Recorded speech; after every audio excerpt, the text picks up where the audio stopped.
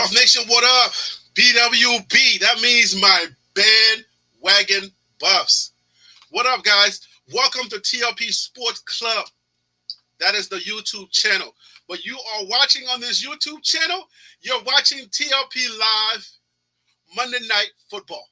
That's right, with your mans. I am your host, Harry Billion. That's right, I'm Harry B. And you're watching the premier channel where we talk all things buffs, the historical information that I give you on the buffs. This is the channel where you learn a lot about the buffs, not just the football team, but you learn about the university as well. So this is your premier channel for learning all things buffs as well as learning the football stuff. So I'm either going to be giving you breaking news or current events, what's going on around Coach Prime and the Buffs, or I'm going to be giving you historical information about the team. Who's Rafi, by the way? For those of you who don't know, Rafi's a girl. All right? I give you information like that. I give you who is Rick George, the athletic, the AD, the athletic director. His historical information. Did you know that he was from Woodstock, Illinois? Did you know that? Did you know that he played 3 sports just like Coach Brown? Basketball, football, and baseball. Did you know that? I give you all of that on this channel. So yes, this channel is your one-stop shop for everything Buffs, Coach Brown, and college football. Because sometimes I do give you college football information. All right. So tonight's show, Monday night. This is our second show. All right. This is our second show on the Monday night series, Monday Night Football. So TLP Live is on Fridays during the day, 12 noon. All right. It's hot in here, boy. I left my heat on and I got the hoodie on too. Anyway, so it is on Friday during the day, 12 noon Eastern time. So that means that's 9 a.m. on the West Coast. And then we're trying Monday nights out. So we can give an option for those who are at work during the day on Fridays and cannot catch the show. So we give you an option tonight on Monday nights. So Monday night, I was told to make Monday nights a little bit more interesting. Give it a little bit more punch. Make it more gossipy. Make it a little bit more messy. Oh, man. I don't know about the messy stuff because for some reason, y'all don't like messy. Y'all, quote unquote, don't like messy. But Unc can make over $1 million on Cat Williams. But y'all don't like messy, though. That is interesting. Yeah. Tasha K can have over 1 million subscribers, but they don't like messy. Is it just me? Maybe messy just coming from me? Is it me? Maybe it's me. But I know y'all like messy. You just don't like you just don't like it coming from TLP Sports because I have a certain integrity and a certain street cred when it comes to this Deion Sanders ecosystem. People are like, yo, man, we like when you put out those good positive videos and you a positive dude, so don't get messy. We expect it from Tasha K and we expect it from the other channels, but when you do it, it feels weird. All right, I can see that. Anyways, welcome, guys. This is the show that's for the people, by the people. So it's your show. So listen, this is the opportunity where you get to sound off. So right at the top of your screen, right here, right in this area right here on my screen overlay, you'll see how to join the show. Join TLP Live at Gmail. For those of you who feel a little weird about emails, like, what's he going to do with my email? I ain't doing nothing with your email. I'm just going to send you a link. You email me, I send you a link, and then you come onto the show, and we have a good old time. So that's how we do the show. I don't even have my phone. Oh, man. Let me call my family. Hey, Keisha. Hey, Keisha. They'll come in a second. I'm in the studio, so they got to hear me and bring my phone. Yeah, can you get my phone is out there somewhere? It's not right next to my wallet right there? Oh, thank you. All right, so now I got my phone. Sorry about that, guys. You email me, I send you a link. You come onto the show, and we discuss what's on the menu. What's on the menu tonight, Harry Bizzle, Harry B? Phil, what's up, man? How you doing tonight? How you doing today?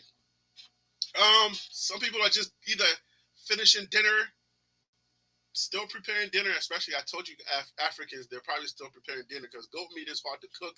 Cow skin is very hard to cook. So I suspect my Africans are still cooking dinner, or they're just about to eat dinner. But if you are a real, red-blooded American like Phil, you know what I'm saying? If you are all American, you're just borrowing that A next to your name, African American. If you're just kind of like borrowing the A, then you probably finished dinner already. You know what I'm saying? Like, you're locked in with the American dream, okay? You're like, okay, 12 o'clock is lunchtime, okay? All right? And then like 5:39, like I'm preparing dinner like 6 o'clock. I'm done with dinner. All right? So we don't follow those trends when it comes to Africans. But anyway, if you're not having dinner, if you're not having if you're done and you haven't put the kids to sleep yet, the kids are still running around, and you want to join the show, join tuplive@gmail.com is the email. And what is on today's show? We're gonna gossip a little bit. Today's show is gonna have a little bit of gossip into it. So what is it gonna be? Basically, I want to know. I want to know, and a lot of y'all wanted to know because this is what we ended last week's show with. What is Colorado gonna look like after the trio leave? After the Fabulous, the Fabulous, after they leave? And who am I talking about? Shiloh, Shedeur, and Travis Hunter. Not in no specific orders, but yeah, if those guys leave, what is Colorado going to look like? And I'm not going to put Coach Prime in there. Maybe we'll have another show sometime down the line on a Monday Night Football. What is going to look like when Coach Prime is gone? What Colorado's going to look like? Not tonight, okay? Just leave that alone. Leave that aside, okay? We're not going to deal with that tonight. I just want to talk about what it's going to look like when the trio is gone. So basically, what am I saying? I'm saying, what is the 25 schedule? What is the 25 roster going to look like? So we're going to infuse a little bit of gossip with a lot of football. Because if we're talking roster, that part of it is going to be football. But then we got to get a little messy with a little bit of gossip. I think somebody called it pillow side or bedside, whatever. Yes, we're gonna get a little messy tonight. we're gonna forecast a little bit tonight, and we're gonna talk about what it's gonna look like. I'm laughing. Well, I don't know why I'm laughing because y'all don't like that messy stuff, but we're gonna try to stay good messy, sort of. It's a show. Come on, get with the program. Everybody gets messy. All these sports shows are messy. All right, that's what they're talking about. Ooh, what did LeBron do today? Ooh, what did this person do today? Michael Irvin did what? Huh? That's messy, guys. Get with it. It's too hot in the studio tonight. But I want you to show up for yourself, okay? So let's get into it. What is Colorado going to look like when the trio is gone? When the Fabulous 3 are gone? I keep wanting to say Fabulous 5 because of Michigan. Juwan Johnson and all those other guys. But what is it going to look like? Colorado's roster, it's before I even ask that question, before I get into that, I want to do you guys believe in stars? Do you believe that you're really around for the stars? Are you really for the team, for the stars? Because let me get in trouble just a little bit with this one because we're cheering for Colorado. Are you really for the Denver Nuggets? I'm going to get a little messy with this one. I know my guy Tony Casolo, the DMVR Buffs guys, the real Coloradans, right? Y'all going to not like this part of my spiel, okay? I get it. But does anybody really care about the Denver Nuggets? Who's really on there? The Joker is not that exciting. Who cares about the Joker, right? How exciting is the Joker? He plays basketball really good. He's really good at basketball. He's a European that's really good at basketball, but who really cares about the Joker? If you're not from Colorado, who's really checking for the Joker? Can we keep it all the way funky? Who's really checking for the Joker? He does this one thing so great. Oh, he passes so great. So I'm checking for the Joker. Really? Y'all don't get mad at me, Coloradans. Okay, I get it. This is a friendly conversation here. But ain't nobody checking for no daggone Joker for real, okay? Stop playing with me. Ain't checking for the Joker. So what does he do? He shoots over his head with the ball, and it goes in from like 100 miles away. He can pass really well. His basketball IQ is very high. But he's like 8 feet tall, and he don't even have to dunk. He just stands there and put the ball in the net. Like, that's not exciting. But I guess what am I asking, Harry Bees? What am I really asking? Like, I guess I'm asking, do stars matter to you for your team? Like, when you're cheering for your team, if it's not your home team, right? If it's not that team that you got introduced to by your dad or your mom or your favorite uncle or aunt or somebody who's just into sports and says, hey, youngster, come and sit down next to me, whether you're a girl or a boy, and like, look, let's watch the Yankees. Let's watch the Mets. And you got bitten, you got smitten, right? If it's not that team, right, and you are rooting for a team like the Chicago Bulls or the Cleveland Cavaliers or the or the Miami Heats or the New York Knicks, you know what I'm saying? Like, if you're rooting for one of those teams for the nostalgia, do you really care about you really care about the stars, right? It's really the stars on that team that you're really rooting for, right? Because when the stars leave, what else do you have? Like, what else is there? What are you really rooting for? Good sporting? Like the Denver Nuggets? Like, who really cares about the Denver Nuggets? They're just winning games the regular way. Nobody cares about that. We don't watch sports for the regular stuff, okay? If I wanted to watch regular stuff, I would, like, go to church and stuff, right? No, that's weird. That's a weird example. Nah, like, you know what I'm saying? Like, you'll go watch kids running around not knowing what to do. Like, you'll watch kids' sports. But we watch sports for spectacular plays, right? We watch sports for that spectacular person, that extraordinary person, that person that makes you go, wow, that person that everybody either loves or a lot of people even hate. And you just wondering, like, why did they really hate him? And then you find out, oh, that's why they hate him, because he's either really too good. So a lot of people hate the fact that he just keeps winning, or he's an a-hole, all right? he's an a-hole, and he's still good, something like that, right? So when you come to the Buffs, we're really rooting for the Buffs. Number one, obviously, for Deion Sanders, right? But the stars on the team, Shedeur, Shiloh, Travis, those are the people we're rooting for. So this is the first question. Before I open it up to the crowd, let's start off with this. Who do you think is the biggest star on that team? Who's the biggest name on that team? And I already got my person. Put it in the comments. Let me hear you say, who's the biggest star on that team? I say it's Travis Hunter. I think it's Travis Hunter, right? That's the biggest star on that team. I think the person that I would miss the most is Travis Hunter, and then followed by Shedeur. Shiloh's like a third wheel. I like Shiloh because he's just a good human being. I just like his personality. But Shiloh's really inconsequential to me.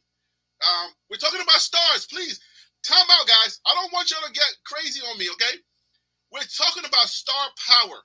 So if the conversation goes left or it goes some weird way, just think about the context of which we're talking about.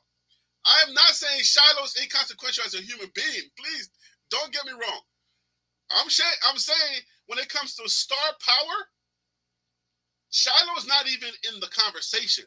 It's mostly Deion Sanders, Travis Hunter, Shedeur. And if I was to put it in the orders, it'll be Deion Sanders, Travis Hunter, Shedeur. Just like that. I want to put Travis Hunter ahead of Coach Prime, because Travis is like that. Oh. Peter Investor, what up, guys? What up, East Coast Cav? I'm listening. I hope you are. What up with you? Let me say hello to my people. The tennis channel, what up with you? Swanshley, hey man, what up with you? It's been a while. I ain't seen you in a minute. Hopefully these night shows, this Monday Night Football is a good time for you to watch. DC Carson Music, I hope you made your deadline, brother. Shirley Kimball, how you doing? Excuse me. Viral Authority, hey man, what it is, what it does, and what it's gonna be, my guy. Peter Investor, you know what it is. So yeah, Roger Dodger, what's up with you? So you gonna watch the show? You wanna join the show tonight, Keisha? You wanna come and say hi to the people? Just come on and say hi. Just one time. It's been a while. Like you haven't said hi to these people. They don't remember what you look like. Can you just come over here and just say hello, guys? Anyway, she don't want to come through the studio. Anyways, so the question is on the table, guys. Who is the biggest star at Colorado, player-wise? Not Coach Prime. Coach Prime is out of the picture. Coach Prime is not in this voting. So give me your best player. Who's the best player on Colorado's team as far as a star? Like when this person leaves, like make your argument. I want you to make your argument, okay? When this person leaves, this person will be missed the most. I say it's Travis Hunter, and then Shedeur, and then Shiloh. Shiloh is probably not really a big star because Shiloh is like a graduate student. He's like a second-year graduate student. Shiloh should have been going already, but Shiloh's a good player, and he's Coach Prime's son. But as far as mega star, he's not a mega star. Shiloh would be in the position of a Scottie Pippen. Yeah, he's like a Chris Bosh. You know what I'm saying? Like he's like the assist guy. He's not. You can't say Kobe, his soul rest in peace, and Shaq because Shaq and Kobe were probably.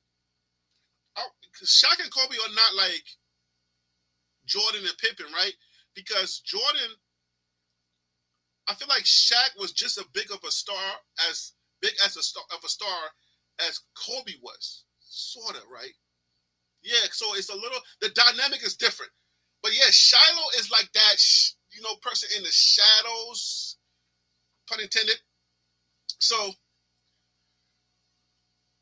tell me who your biggest star is on that team and who would be missed the most.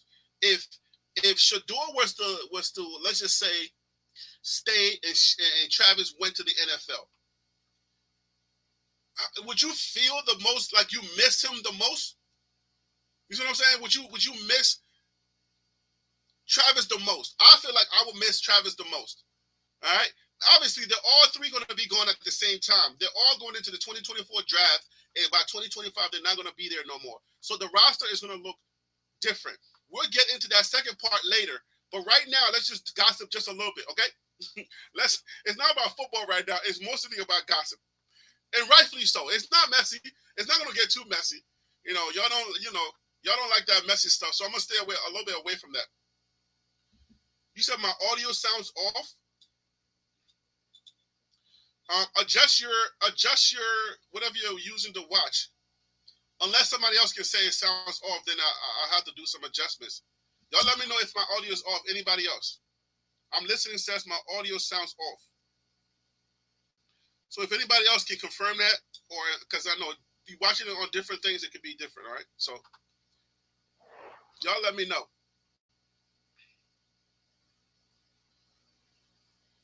You sound underwater? Word? Hold up. Oh, whoa.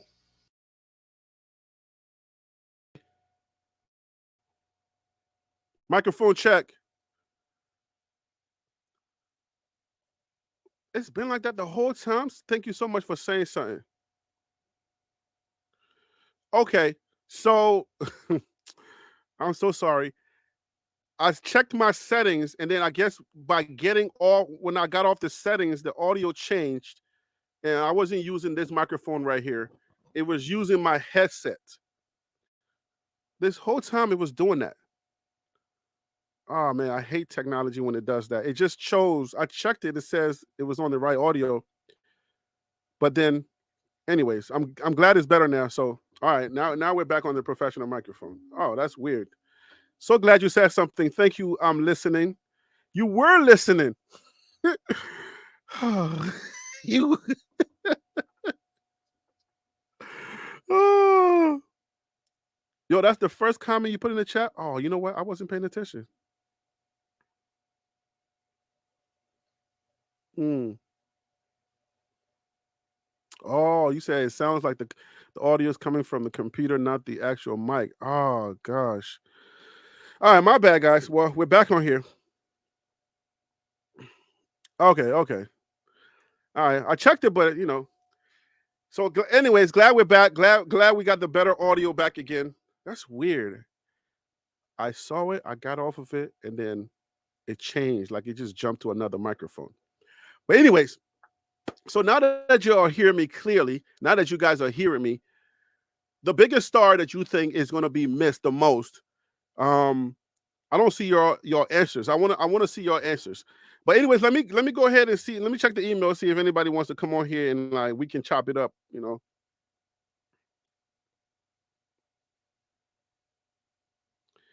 All right, let me send you the link.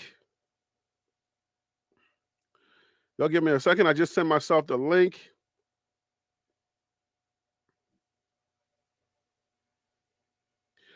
But the question on the board is who's the biggest star? Who's gonna be missed the most as far as Colorado's roster is looking for 2025.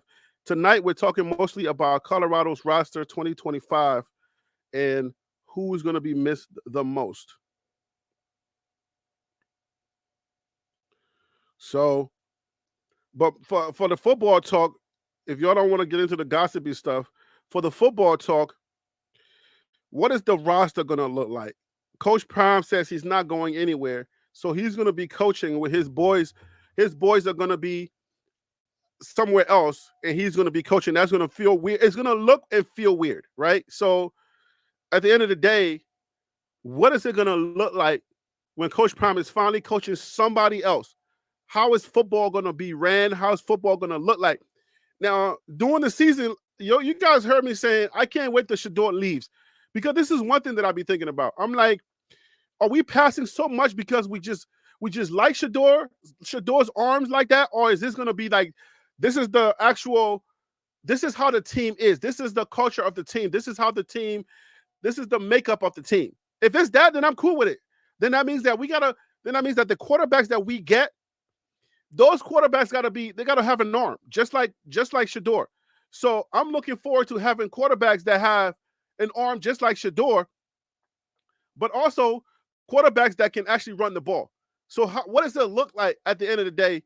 What does it really look like when we have quarterbacks or somebody that Coach Prime is not used to coaching?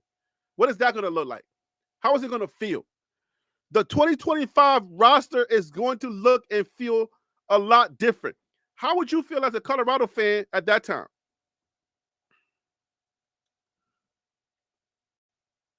Viral 30, are you saying Juju is going to be the are you talking about Juju the quarterback or Juju the I think what he's on defense. Let me know who you're talking about. Oh, KMS, we already addressed the microphone situation. I think you're just joining. We'll just address the microphone situation. So I'm going to have to, when the video is done, I'm going to have to cut that part of the video out. And yeah. So, oh, okay. So QB 2025 Juju, but Juju hasn't committed yet. So, Willie Tennis Channel, welcome to the show. Thank you for calling in. I appreciate you, brother. Hey, well, what question you gonna stay with, my brother?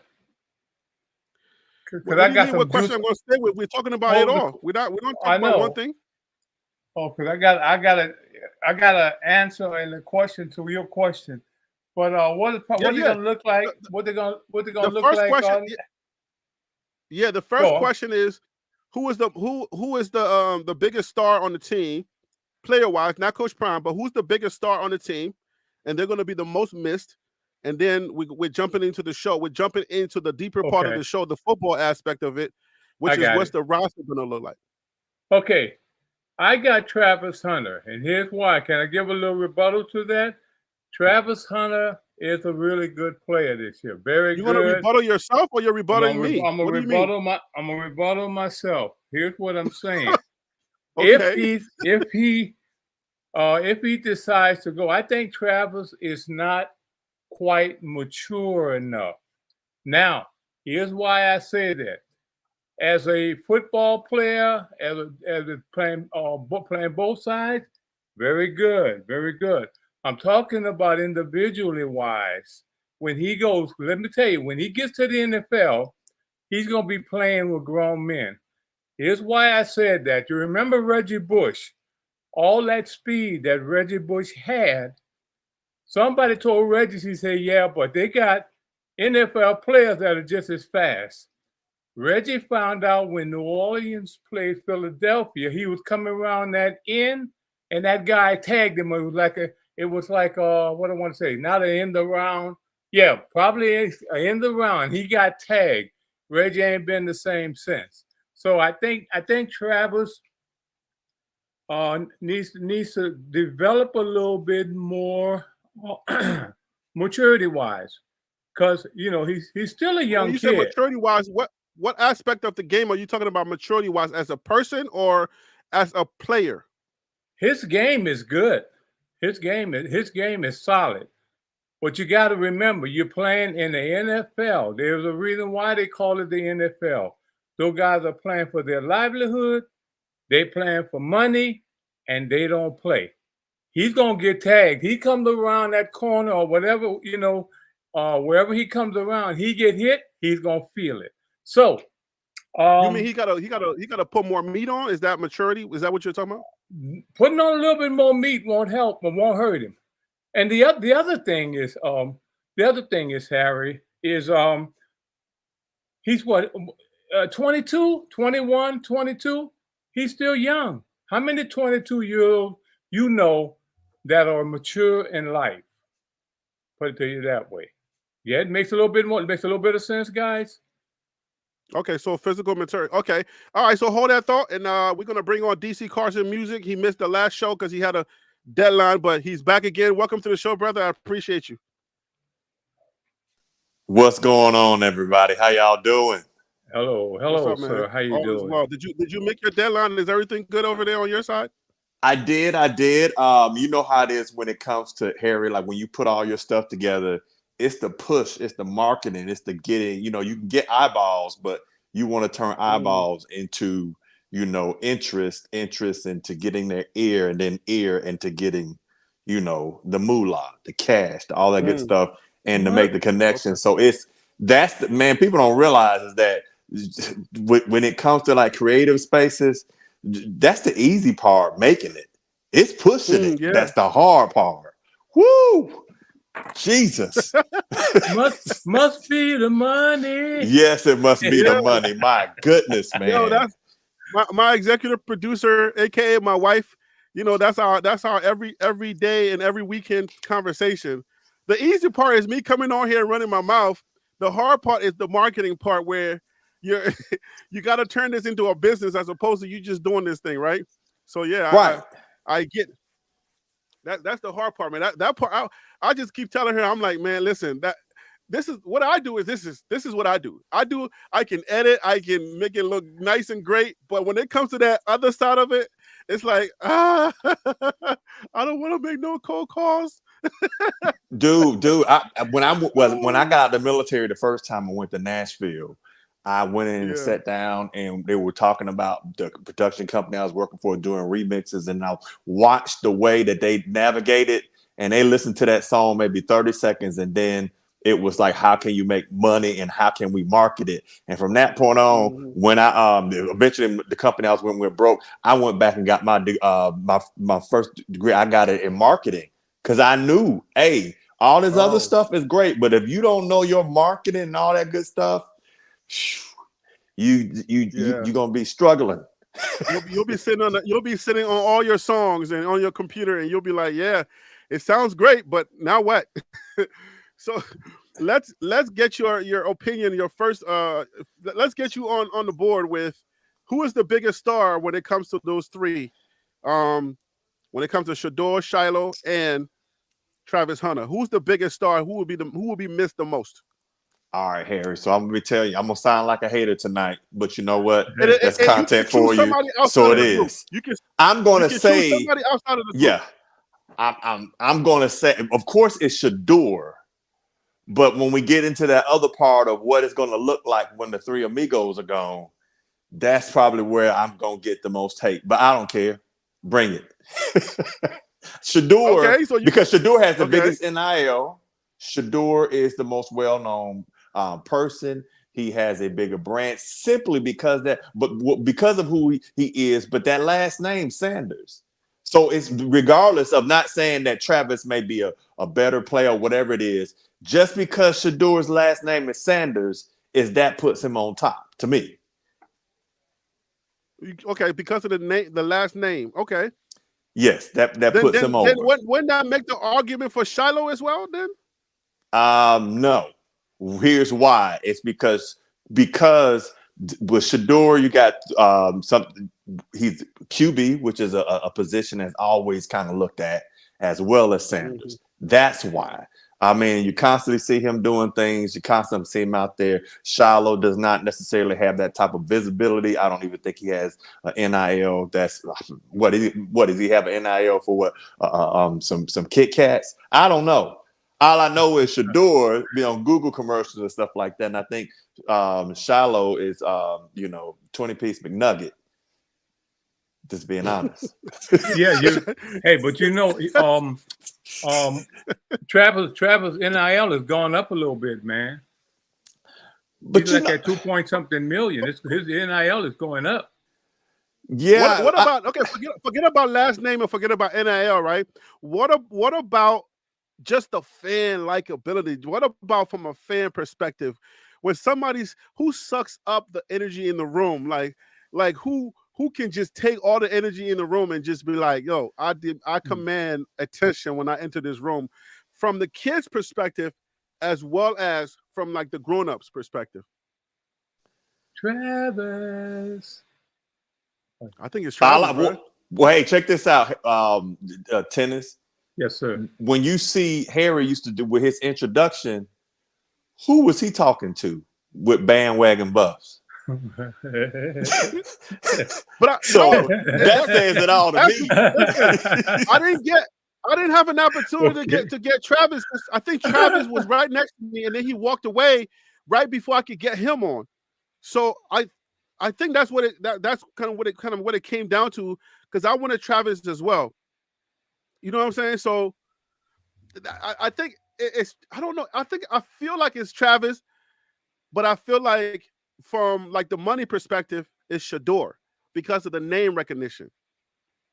But Travis is just a bigger star to me. To me, it's just Travis is just a bigger name, a bigger star, just overall. So I don't know. It's one of those feelings. I don't know. I don't know that if you were to kind of like put paper to pen and say, okay, let's look at it from this perspective. I don't know that Travis is coming close to Shador, but maybe over the years, I just feel like that's the one name that I don't want to leave. I don't want him to leave Colorado. If I was to say, okay, which person would I miss the most off the team, and I just want him to stay maybe one more year or at least give me grad, that would be Travis. But you know what? You got a point. But you know what? If you think about it, when you transition to the other segment, think about this. You're about to lose your biggest weapon on offense and defense next year. Mm-hmm. Yeah. And that right there is going to be not hard. It's not hard. I mean, you look at teams like Bama and Georgia and stuff that you that's going to be real hard. But going back to the question is, again, I just got to say it's because of Shador has that brand name. Like Peter Investors nailed it. The position, the productivity, and the personality. Now, can somebody make a huge impact in the game? If we will look at last year, who made necessarily the biggest impact on games like taking over? I mean, at the beginning of the year, I definitely would say Travis did that TCU game, a couple other games. He just did a phenomenal job. Shiloh came in at Colorado State running that interception back. That was there, but then it was kind of like short-lived. You know what? So So when you look To at, go along, go ahead. go ahead. To go along with that, I'm thinking that you guys are talking, man. You can't have one without the other. There's no travel in this bunch right here. There's no travel without Shador. There's no Shador without Travis. And so I think I disagree though. I they both disagree. complement. Well, what if Shador throw some ball, then Travis drop them? Well, I Hello? don't know that. I can't ride with the idea of there's no Travis without Shador and there's no Shador without Travis. I feel like without Shador, give me a decent quarterback and Travis would be a star regardless. But I feel like the other way around, like if without, like Shador cannot be Shador without Travis. If I was to even entertain that comment, I would say it's the other way around. You can't have a Shador without Travis because when he lost Travis, what happened? They went down. You feel me? Like Hello? he should be able to produce more without Travis. Well, But when Travis went down, his production went down also. I agree with that. But now you're talking about another party. When you talk about another quarterback, you're talking about another party. Let's deal with this one party here, this one dance right here. Make sense? Let's stay with this one team right here. In this scenario with these guys here, it's the Travis and Shador show, pretty much. I mean, they complement each other so well, and that's what I'm saying, pretty much. Yeah, I mean, I like the fact that like both of them complement each other, but I think as far as star power and when it comes to position and recognition, obviously quarterbacks are stars in the NFL, right? And then I don't know how they list it. I think is what quarterback, wide receiver, and then running back. I think when I started in the 80s or 1989, when I started watching in the 90s, I think it was the quarterback and then running back and then wide receiver. But now I think it's quarterback and wide receivers have been really on display more so than the running backs have been in recent years in the NFL. So running backs have faded in the back. So no more Barry Sanders, no more talking about the Barry Sanders, the Bo Jacksons. I don't get those names. Like the names that I remember are, you know what I'm saying, the running backs. It was the quarterbacks like the Mark Rippon from Washington Redskins, Mark Rippon, and then we talk about running backs. You see what I'm saying? So yeah. Obviously Shador's name is always going to be bigger, but as far as like, I think the most impactful player is probably Travis Hunter. Then this is an easy question to you, then, Harry, is which one you think will be in contention for the Heisman? Will it be Shador or will it be Travis?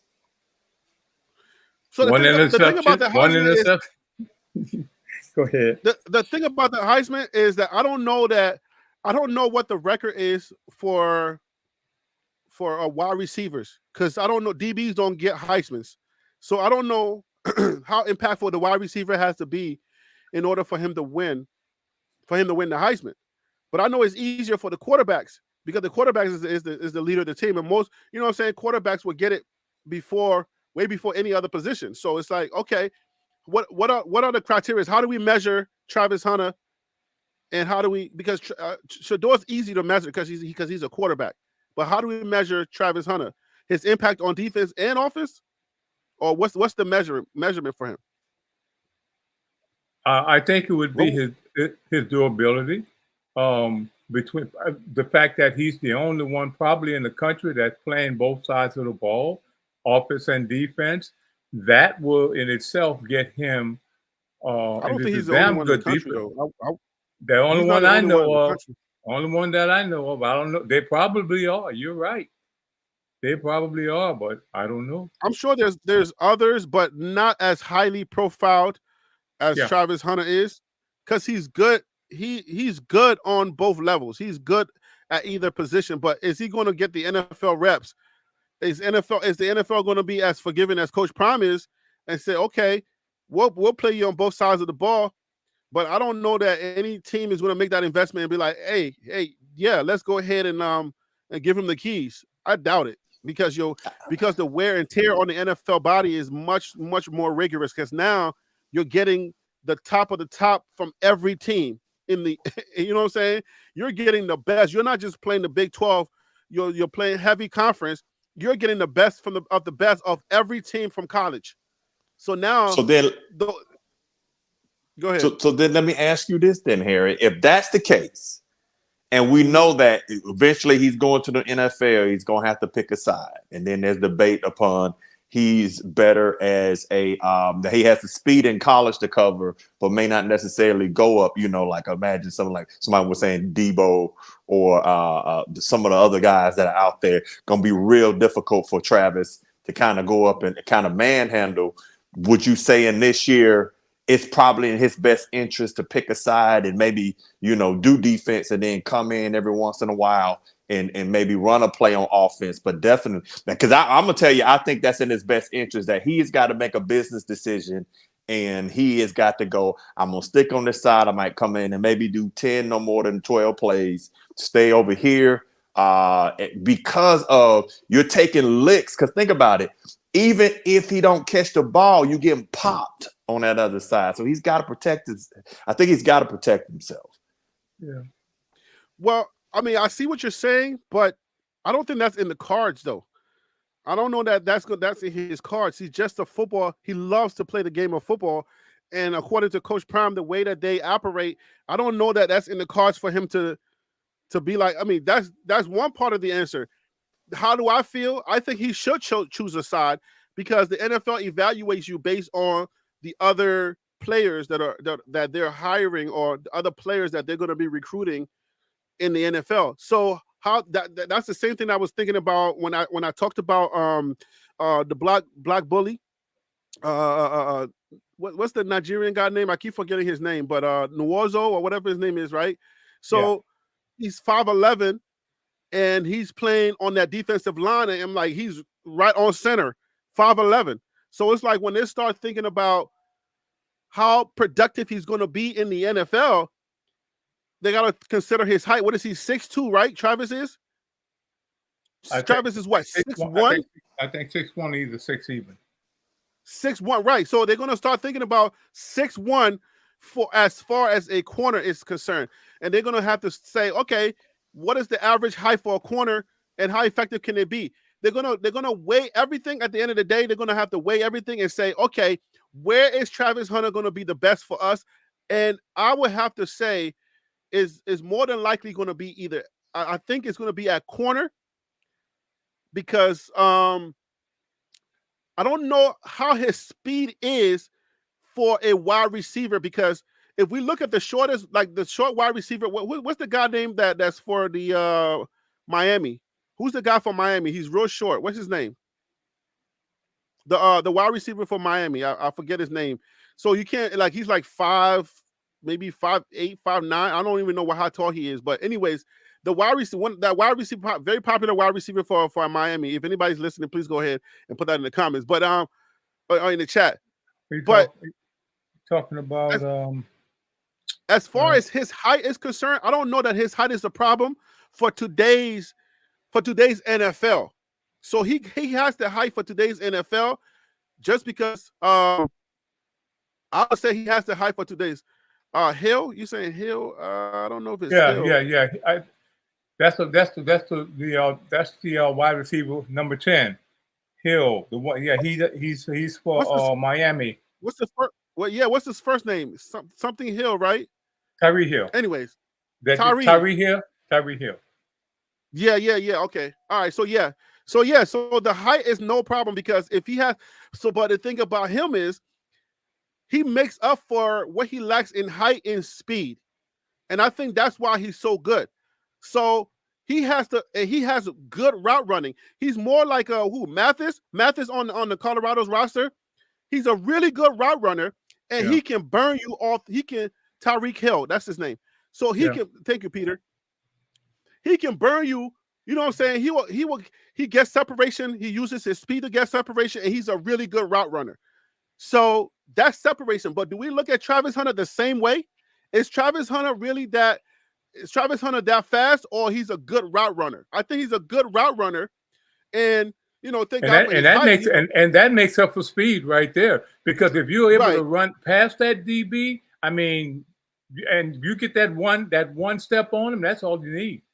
So yeah, I agree with that. And he's got a good body control, like that one catch he made. I forget who it was. Was it Washington State or somebody where he was able to adjust and come back and get the ball? He's really good like that. But see, I want to say this, Harry. The other thing is Coach Prime's got to look at that thing of, all right, so the more snaps that you give Travis on offense, you got the stack receiver room. You got all these people in. The more you give Travis, the less you're giving to them. And that can wind up impacting you is that, hey, eventually, that might impact him being able to retain people after the spring game, or even I'm sure, he'll be able to retain some of them because Travis eventually go away. But you got to be understanding that's the problem when you like go on a portal and you snatch these people and you try to bring in all these dogs, is that there's only one ball.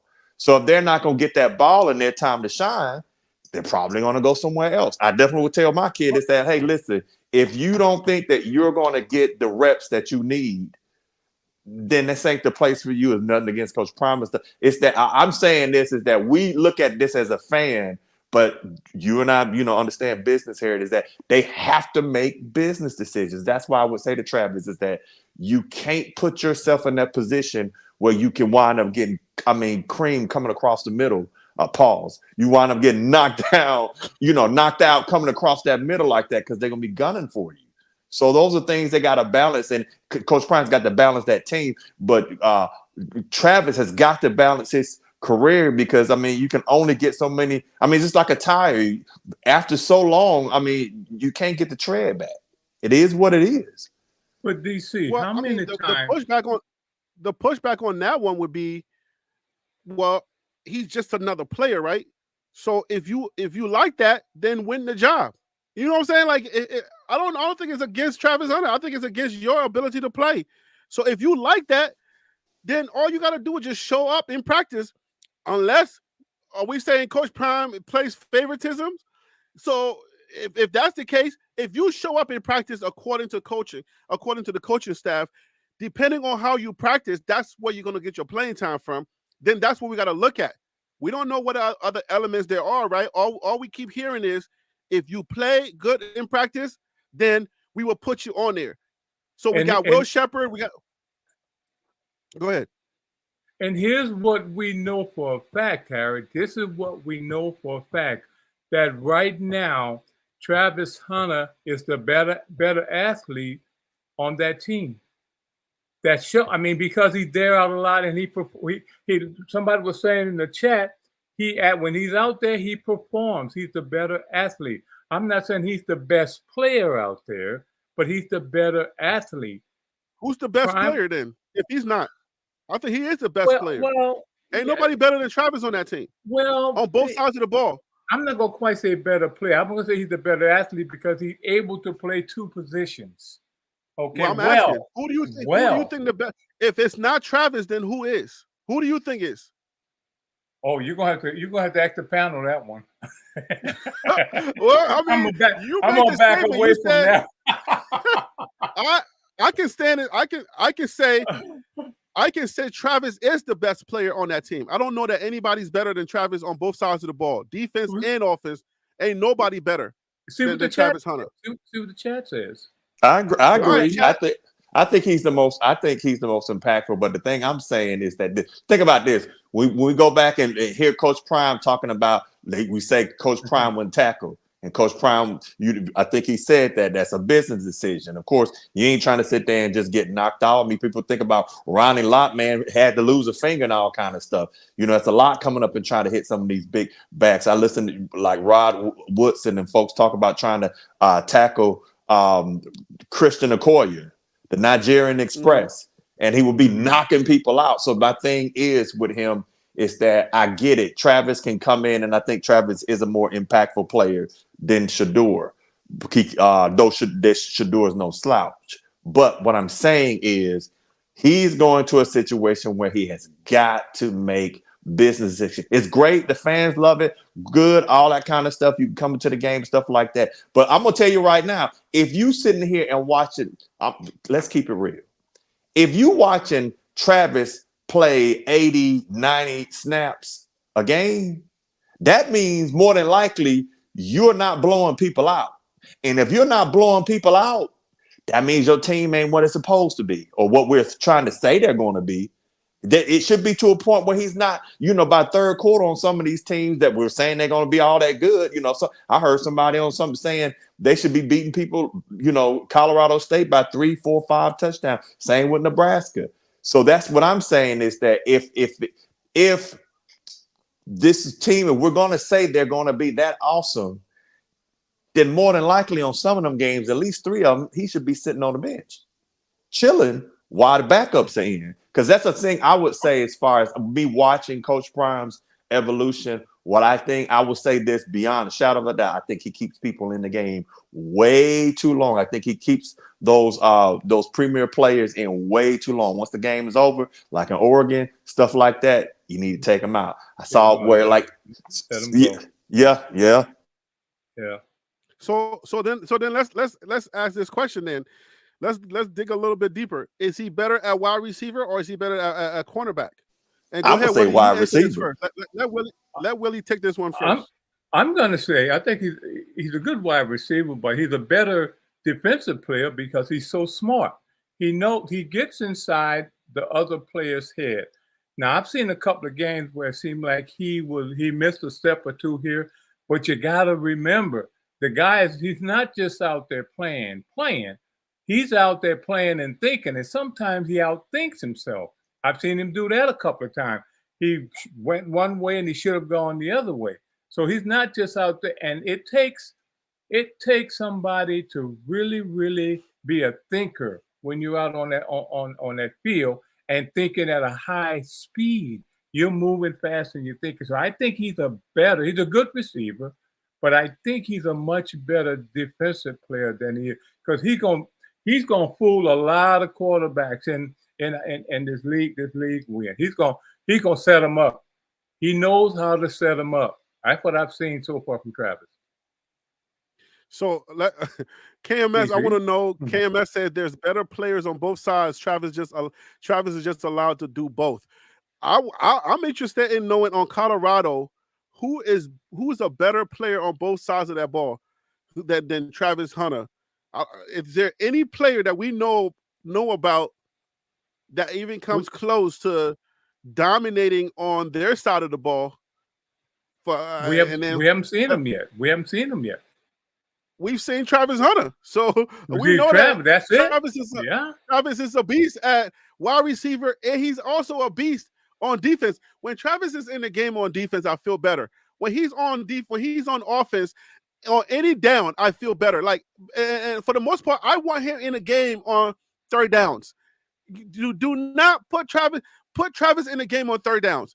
He's almost a lock for every time the ball comes his way, because he knows body control once he catch the ball. If he knows he's going down like this with the ball in his hands and he's going down like this, he knows how to turn his body before he touches the ground so that the ball, he's such a high, he has such a high IQ, football IQ. All right, that's a conversation we had last Friday. Well, that's such a high football IQ that I feel so confident with him on the field on both sides of the ball. So I like what I see. But DC, before I bring on Phil, let me hear which position you think is better for him. Easy, wide receiver. And what is your reasoning? What is your reasoning for that?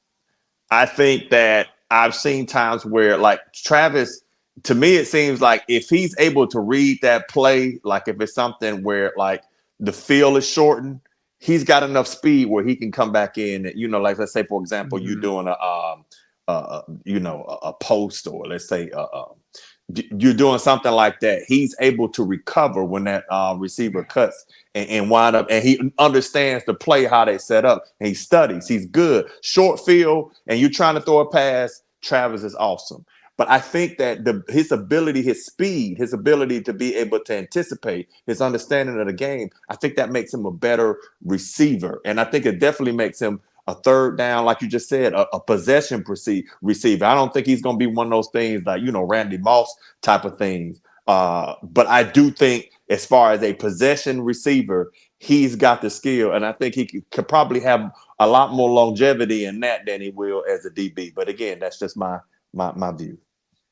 All right, so I'm going to bring on Phil Surreal. But Phil, before I bring you on, I want to ask this question.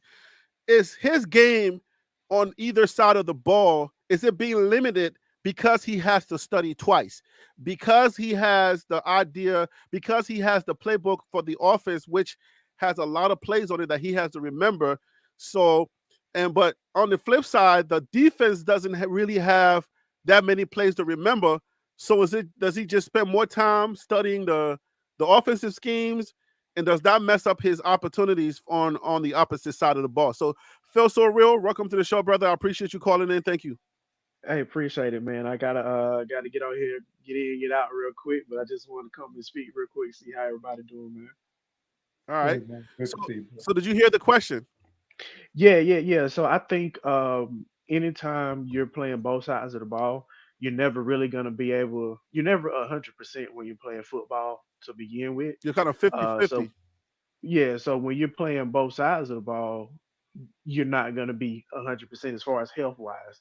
So imagine how much harder or how much better, how much faster, how much stronger he could run on defense if he wasn't playing offensive snaps and vice versa. So I think just by the very nature of the sport, your physical being, your health wise, is not uh, as beneficial to play, both sides of the ball. So I think if he stuck to one side of the ball, it would help his career out personally. But the kids are in great shape. He's in really good He, shape to do that now. he's in great shape, but you're still getting hit twice as much than anybody else will. So, you got to keep that in mind. And he has a very small frame too. So at a certain point, he's gonna have to put on some weight, regardless of the position he plays. Because when he gets to the NFL, those are some grown men. So basically, like when it comes down to preservation, he needs to make a business decision. I think, like DC was saying, preservation wise, if he wants to play or have longevity in the NFL, he needs to choose which one, because while some teams may give him an opportunity to take a few snaps on either side of the ball, just to preserve him to be at his 100% maximum, he needs to choose a side. Yeah, and I think if you look at it, follow the money. You know what I'm saying? Like the most money is going to be on the offensive side of the ball. I'm not saying that's all he's about, but if you're trying to put yourself in the best situation for your future and your family's future, your kids' future, your grandkids' future, I think the offensive side of the ball is going to be best for him. And I think when it comes to high pointing a ball and like you said, maneuvering when he actually catches the ball, knowing how to fall the right way to not lose possession of the ball, he's one of the better guys that has been in college over the past, I'd say 5 or 10 years when it comes to that. All right, so I, I, let's leave this alone real quick, and let's flip a little bit. Let's switch the attention a little bit on Colorado's makeup in 2025. We're going to enjoy Colorado for 2024, right? But these guys are going to leave, and now Colorado's roster is going to take a hit. Now we started talking about this a little bit on Friday, but what are we looking like when these superstars leave? Because obviously the makeup of the team we need superstars in order for fans to be enamored and to continue to watch. So without the superstars, what are we looking forward to? I'll take this real quick because I'm gonna have to hop off because it's past my bedtime. But All right, man. I think I think I won't say it's gonna be a rude awakening, but it will be a change. It will be different. Uh, Shador Sanders is don't grow on trees. Travis Hunters don't grow on trees. Shiloh Sanders don't grow on trees. yeah. So I don't know if we have anybody on the team right now that can replace those guys. And I've been saying the heir apparent to Shador, if he's not on the team right now, that is a problem because I wouldn't want a first year player coming to my team and trying to take over for Shador, let alone it being a freshman. Even if it is a 5-star freshman, that's still some big shoes to fill. And then defensively, do we believe Cormani is going to come along and be able to fill in the shoes of Travis Hunter? We don't know yet. We don't know who's going to be at the safety position with Shiloh. Some of the offensive line guys that came in, this their final year. Defensive line guys, edge rushers, this their final year. So it's going to look a lot different. So this year, when we're enjoying it, we need to make sure we're focusing on who are some of those guys that can come back next year that are kind of showing some potential to really take that leap next year. Yeah, I And agree. I got your email, by the way. Just wanted to let you know I didn't respond because I was a little busy, but I got your email on that situation. So go ahead, Willie. It's all good. I agree with that because I was looking at all the seniors we have, the one seniors and 1 year players we have coming that's going to be gone after this game. So I'm pretty sure that Coach Prime has taken all that into consideration. I believe that he's already got the people lined up that's going to fill in those shoes that needs to be filled. I think we're going to be tough this year. Now we're going to play some tough teams. Who do you see stepping up? Who do you see because right now we're talking about stars, right? And right now I got a new term that I came up with, the U-Haul. We got a bunch of U-Haul players, which are rentals, right? And they're going to be leaving. Like out of the 10 most impactful players, we got, I think, either 7 or 8 of them who are U-Haul players. And those U-Haul players are going to be leaving at the end of the year. Who's going to be who are we replacing these guys with so that this team, because stars are the ones that sells the tickets, believe it or not. Now, Kwamani is a big star. There's a name, but again, Kwamani, he's just been showing good night, Phil. Have a great night. Kwamani, I feel like he's a star, but he got to figure something out. I don't know what that something is that he got to figure out, but maybe he has a breakout year and he solidified his stardom. And Dylan Edwards, he's a bona fide star. Now he just got to lock in with whatever schemes they got for the running team, for the running guys this year. We still have maybe a year or two on Ultimate Caskel.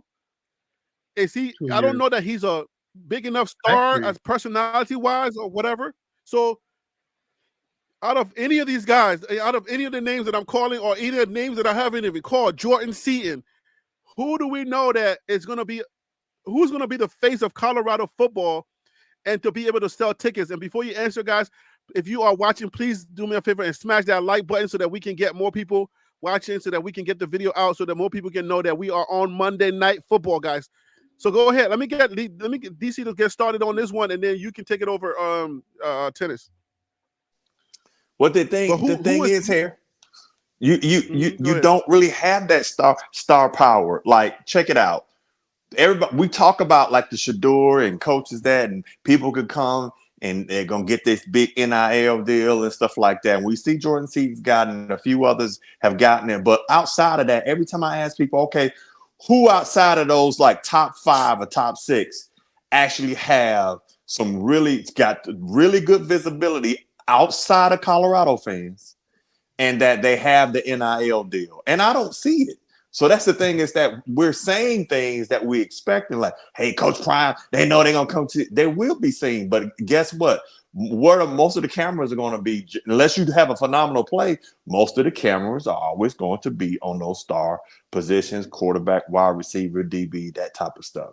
So I think personally, I know folks don't want to hear it, but I'm going to say is that if you don't go in and get somebody, you're going to have some problems, because all your star power, you're losing a whole lot of star power right off the bat. Now, again, three major stars you're losing in 2024. Right. So this is what I need Colorado, which is why y'all gonna probably call me a hater right now, but I'm not. You need to go back and talk to Webster's of what a hater really is. I'm giving you facts. Outside of your Colorado bubble, nobody is sitting here saying, you know what? I sure want to see where Jaylon Miller, man, I just can't wait to see it. They're not saying it because they don't know who those people are. You know who those people are. So at the end of the day, I think coach is going to have to take a look at, because I've seen, Harry, I done seen some stuff this week. I done seen folks just sitting here even cheering for the doggone ski team. I'm like, okay, come on now. I got you liking Coach Prime and the football stuff. Wait, but what? now we What's all wrong with the ski team? That's a national championship. Listen, Come on now. listen. I'm watching folks that I'm not Colorado understanding. has a national championship in the ski team. We need to congratulate that. Harry, how is it that we sit back and we say we like Coach Prime because of a certain particular he doesn't code switch or nothing? Then you sit up here talking about skiing? No, man. No. Shador ain't on the ski team. Travis Hunter ain't on the ski team. Shiloh, let's stop. And then the other thing, I saw Skip Bayless with his thing saying that Alabama is going to be, Colorado will be the new dynasty, stuff like that, which is basically he had some fentanyl in his coffee. Point being, though, I think folks got to understand is that you like Colorado. And then there's a section of people that respect Colorado. And I got a but question then for you. I'm about to get you with this one. I'm about to get you with this. Do it. How many teams in college football have 3 stars? Okay. How many teams in college football that you know, number one, first of all, have one big star that is not the quarterback? Let's put the quarterback on the menu. That has one big star that's the quarterback, including somebody else, let alone have 3. How many teams you know have stars on it? So college football is not necessarily driven by superstars. It's driven really by elite players. I agree with you on that one. What we're saying is once these 3 players leave, what are you going to have in there that's going to have people that's just going to be, still, I still got to come in and see this person. Oh, I'm looking forward to that person. You don't really have that. I can answer that question. Can I answer that question? Go ahead. I was watching a player this week work out and play and practice, and I looked in his eyes. His name is Alton McCaskill. If he has a breakout year this year, he will be the face of Colorado next year. Because you got to remember, his freshman year, he gained over 900 some yards. He's a good running back. So what's going to be the telltale now? We got a good offensive line, I believe, this year. They do what they should do. Alton McCaskill does what he should do, which I think he's going to get well over 1,000 yards this year. Okay, that will be my prediction. Just from watching him. I think he will be the next face. Other than that, I have to wait and see. But I'm going to say McCaskill. Well, I got a little bit of pushback on that. I got a pushback on that because push hard. Pause. I don't know that Colorado is going to be a running team like that for backs to get 1,000 yards because you're going to have to split reps between Dylan Edwards, Savion, and Otto. Now, if Otto gets a 1K, what do you think Dylan Edwards is going to get? Dylan Edwards ain't going to be getting 1K because he'll get about 800. He should get about 800. That's 1K. If he's getting 800, that's 1K. Now let's put that in perspective. 1K, that's 2,000 yards, right? On the backs. You really think, knowing Coach Prime, you really think with Shador still at the helm and vying for the Heisman Trophy, let's go all the way there. Okay? Okay. And his NFL thing is coming up. You really think that Colorado, that Coach Prime is about to put his kid on the back burner to get 2 backs with 2K yards, with 2,000 yards on there? Like, you think that's even a thing to even think about? But Harry, he doesn't have to be realistic. Listen, no, I ain't gonna be realistic. Realistic means that you're trying to go both ways. I ain't gonna be realistic. There are too many folks that are realistic now, and they're like right in the middle. I'm gonna go with this. Here is what happened. Okay. Don't be realistic then. Once we get out, now this is a fact. Okay. Once we get our running game going, it opens up a pass. And is that correct, DC? Once the running game is sufficient, because now they're expecting to run and you pass it. That's going to open up a whole new avenue. See, at Colorado, we're not used. We didn't get used to that. Everything was always the pass. But now you add the running game, which is going to open up the pass, and it's going to be selective passing. It's not going to be something you have to hurry up and rush. And with the backs with the receivers that we have, them boys going to fly, man. We got. You that did sounds say you good, weren't being Willie. realistic. So yeah, you sound real funny and nice and like Willie, it's bedtime, so you're on your pillow talk right now. Hello. I don't know what you Willie. Hello. Willie, come on now.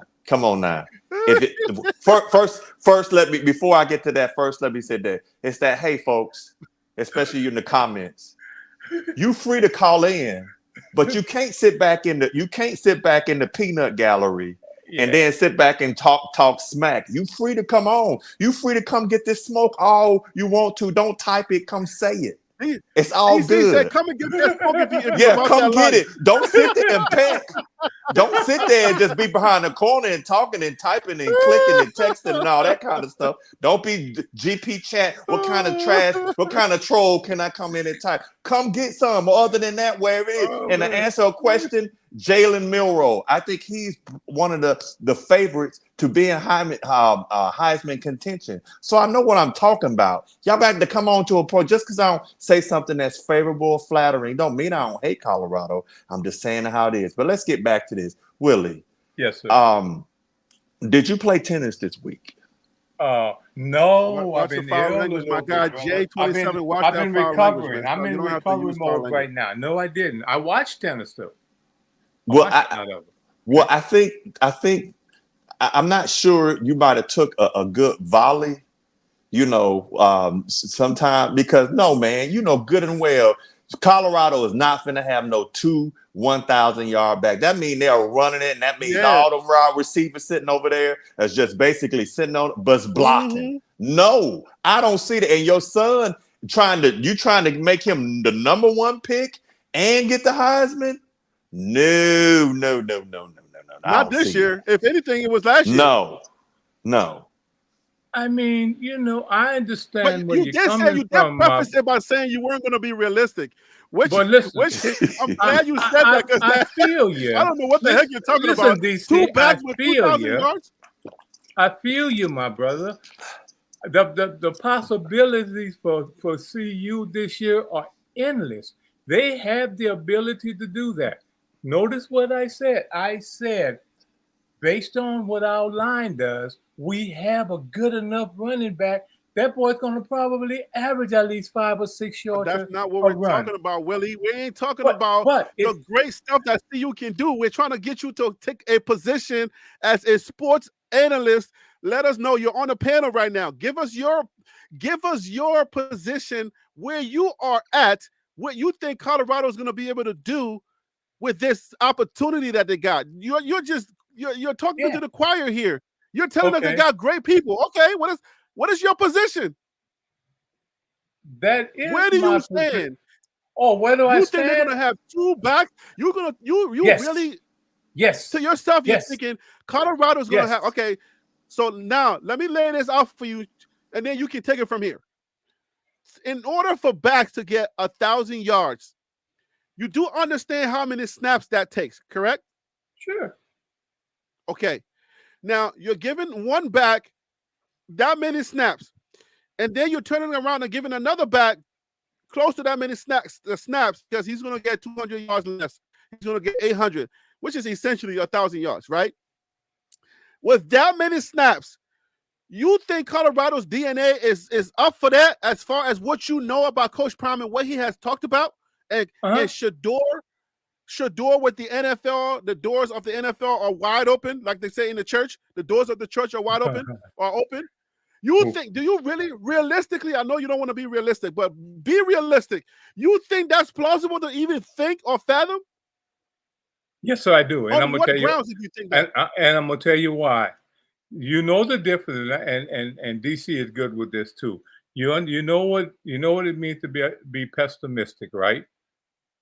And you know what it means to be optimistic. One believes that the glass is half full, the other one believes that the glass is half empty.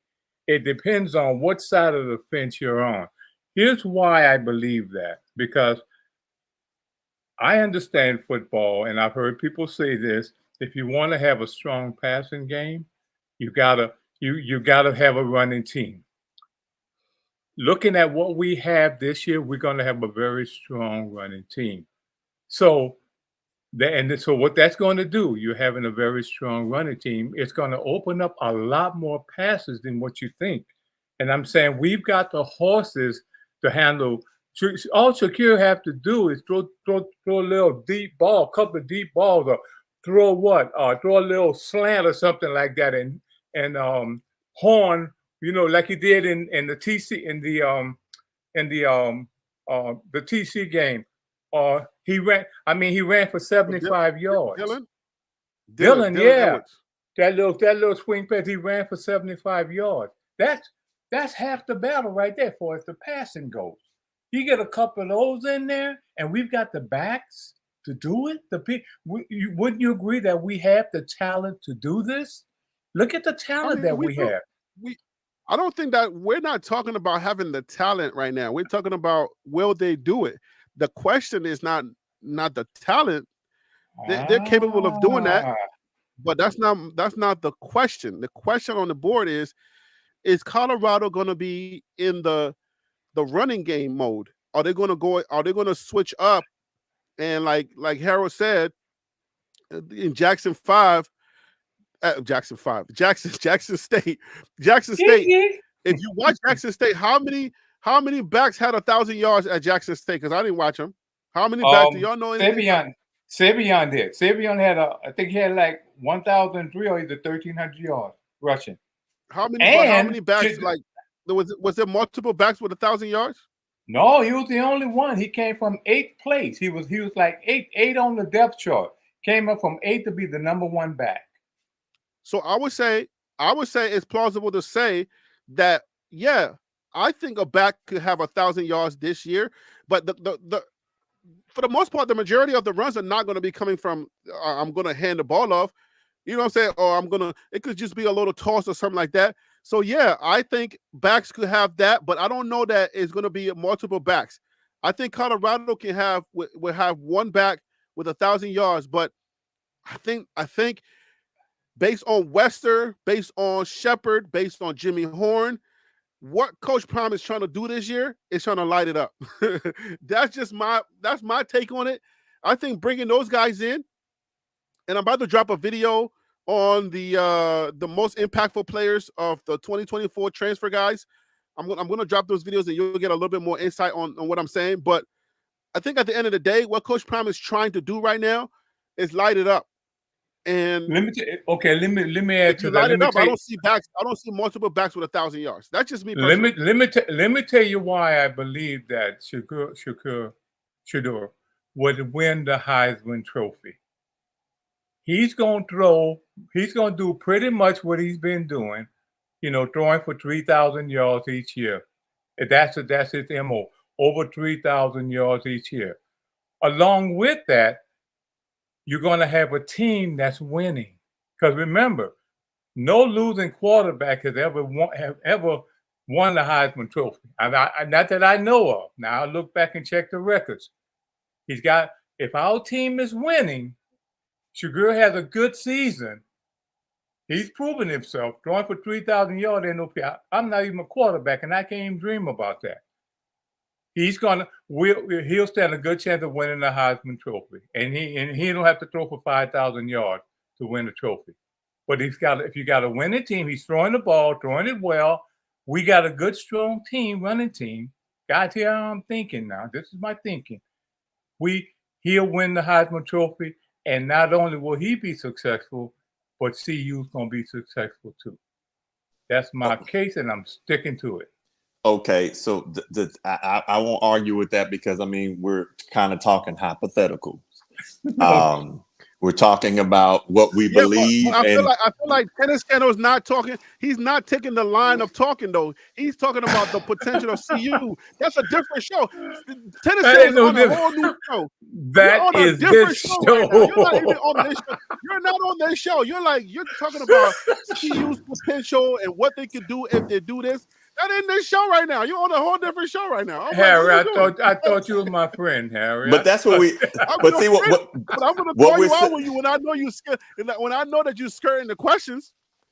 But see, that to me, it's like what you're saying, Willie, is that okay? Yes, sir. Colorado's gonna have a two-headed monster in the backfield with the two backs that are because that's what you would have where you got two backs. Let's say one gets 1,000 and one may get 800 or something like that. Mhm. Then on top of that, you're saying that Shedeur is going to be passing and that all these things are just going to just, with the line and the defense and stuff, that Shedeur is going to have those numbers. And because yeah, think about it, it's the double-edged sword. The people sit back and say, well, the Pac-12 is not as the Big 12 is not as tough as the Pac-12. But that also means that everybody else has that perception. So that means in order for you to get there, you're going to have to get to that championship game and win it in order for all this to happen. So that's basically what you're sitting here saying is that Colorado is going to the playoffs. Colorado is going to win the Big 12. And that in order for that to happen, you got to have those pieces in place. Now, Where'd he go? Oh, something happened to his audio. He got go ahead. I think you dropped quit out on for a me. second You're there. back? You're okay, back? what I Yeah, was go ahead, saying we is hear that I'm not saying that Colorado did not get better. I think they did get better. But to sit here and say you're gonna have you what you had last year is gonna go from that to playoff Heisman, two-headed monster in the backfield, man, that's a whole lot. I mean, because you're trying to say is that I got the players, I got the coaching staff, and I got the schedule, and I am I when I go down the list, I am better than almost everybody I'm gonna play. Okay, here's what. Let me add to what you're saying because I hear what you're trying to say. What I said, but I didn't really say that. So Before Willie go on, guys, if you want to, before Willie go on, 1 second, Willie, if you want to join the show, guys, it's jointlplive@gmail.com. You send me an email, I send you a link, and you can join the conversation if you want to get your voice heard on the show, guys. And also, please hit the like button. If you hit that like button, it's going to get the show to other people who may not know that we are live right now. So I appreciate you hitting that like button. And also, if you want to join the show, jointlplive@gmail.com is the email to call. I'm going to take this off the screen so I can see the people's names. All right, go ahead, Willie. What I'm not saying, DC, I'm not saying it's going to be an easy task. We have a very tough schedule ahead of us. Easy in some ways, but there's going to be a lot of people that we're going to blow out. There's going to be a lot of people going to give us hell. There's going to be some close games in there. But in the end, at the end of the day, I look for Colorado to come out on top. That's my opinion. You're right. And so that's what I'm basing on what I'm saying, what I've seen. Well, let me give you a question you can answer. Because you're on a different show right now. Willie, I don't know what show you're on. Well, change the show, man. Man, change the show. I'm trying to get you to get along with the questions. Okay, Listen, well, this is not the show where we're talking about how great Colorado is. Let's do this. Let's put the questions this way. Colorado is going to look different in 2024, right? Mm-hmm. At the end of the day, in 2024, I mean not 2024, but 2025, Colorado is going to look totally different. All right. Yes, sir. Colorado right now, they have a new DC, they have a new OC. All right. Mm-hmm. So whatever Pat Shurmur does, he's going to be doing. Okay, let me ask you this question. Yes, sir. Do you feel like Colorado is going to have the same energy from a fan's perspective? Do you think Colorado is going to have that same energy from a fan's perspective because we have enough players or stars to make Colorado football relevant when those three names that we're talking about when they leave? Is Colorado going to have the roster to even like be relevant in college football? Let me start you off with that one. Okay, time will And tell. give me a good reason why you think so. Okay, time will tell because I haven't seen the whole team. The team, you know this, they're still putting the team together. All of this is pure speculation, but at the same time, it's what you believe. Do you believe the glass is half full or do you believe it's half empty? Okay, I believe the glass is half full. We only got a little Okay. bit more to go. Now, what's going to happen is, what I believe is going to happen is we got to wait and see, man. We got to wait and see. And I you Well, know, because there are a lot of people out there, man. let They me just help talk. you out a little bit. Let me help Help, you out so help me that out. we don't have to wait. We don't have to wait and see, because there are. I mean, you got recruiting, right? There's recruiting going on. So waiting and seeding is another thing. But the players that they have on board is somebody that you got to think about. We got Ryan Stubb. Hopefully we get Juju. I don't know if Juju signed on yet. So the quarterback room is looking a little promising because Ryan Stubb he's a decent quarterback, and I think he's going to get smarter and better. So we got Ryan Stubb at the helm, and we got Juju who may sign on. So and then we got a couple of quarterbacks who may hold things down. They're not going to have that star power, so that's understandable. All right, so you don't have to wait and see there. That part is going to be handled. Your thoughts on that? And then You, also, you want to know you what I got meant wide when I receiver. said? You want to know what I meant when I said wait and see? I know what you're saying. When I said wait and see, what we have right now, let's wait and see how the team gels together. That's what I mean. I should have explained that a little bit more, because I know we got people coming in, stuff like that, and not waiting on other players. The team that we have now, how well can they gel together? How well can they come together and play as a team that want to win, or play as a championship team? You know, can they do that? That's what I mean when I say wait and see. Makes a little bit more sense. Well, I mean, this is I get it. That's the overall idea. If we can just end the show and say, well, let's wait and see. Then the show would be over. But we're speculating. We're trying to get you to take a Right. position to say like what your idea. The whole show can't be let's wait and see, and then we can just end the show. But what I'm trying to do is when you're on a talk show, right? When you hear the Stephen A. Smiths talk about the off season, you see what I'm saying? They're not saying let's wait and see and then the show's over. We're trying to dig into how the roster is shaped out. We're trying to dig into the potential of the roster because nobody's played it down. If the person doesn't play, then you can't tell. But you're on a show, so your opinion has to be based in the potential of the player or the abilities of the players that are on the roster. That's what we're trying to do. So we're gonna wait and see down for a second and say, okay, let's do like an ESPN who do projections and look at the team early preseason. That's the idea. That's what we're trying to do. I'm trying to get you to take a position based on when these guys leave, it's going to look like this, right? So we can't say wait and see, then we'll be done with the show, right? But from the go ahead. Go ahead. No, I'm listening. Okay, let me set it up. I kind of understand what you're saying. I think we're saying the same thing in a sense, but we're saying it in a different way. All right, let me set it up this way, right? when it comes to the players and their abilities, the roster that we have unproven players on the quarterback in the quarterbacks room. We have a bunch of guys that are transfers this year that are one and done. They're U-Haul players. Okay. All right, so those guys are going to be replaced for next year. If we're looking across the board and we're looking at guys like, if we're looking like North Dakota State, who's bringing back all of their guys, they're all sold in. They're all they're saying, you know what I'm saying? They all understand this is the team that we want. We look at college football, the landscape of college football with NIL. No one team can guarantee that all of their guys are going to come back.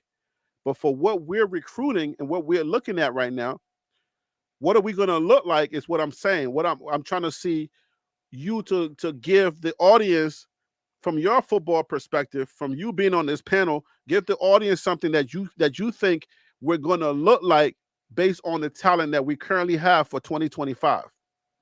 Oh, okay. Now, since you said it that way, to all of our listeners out there, our fans out there, I have no idea.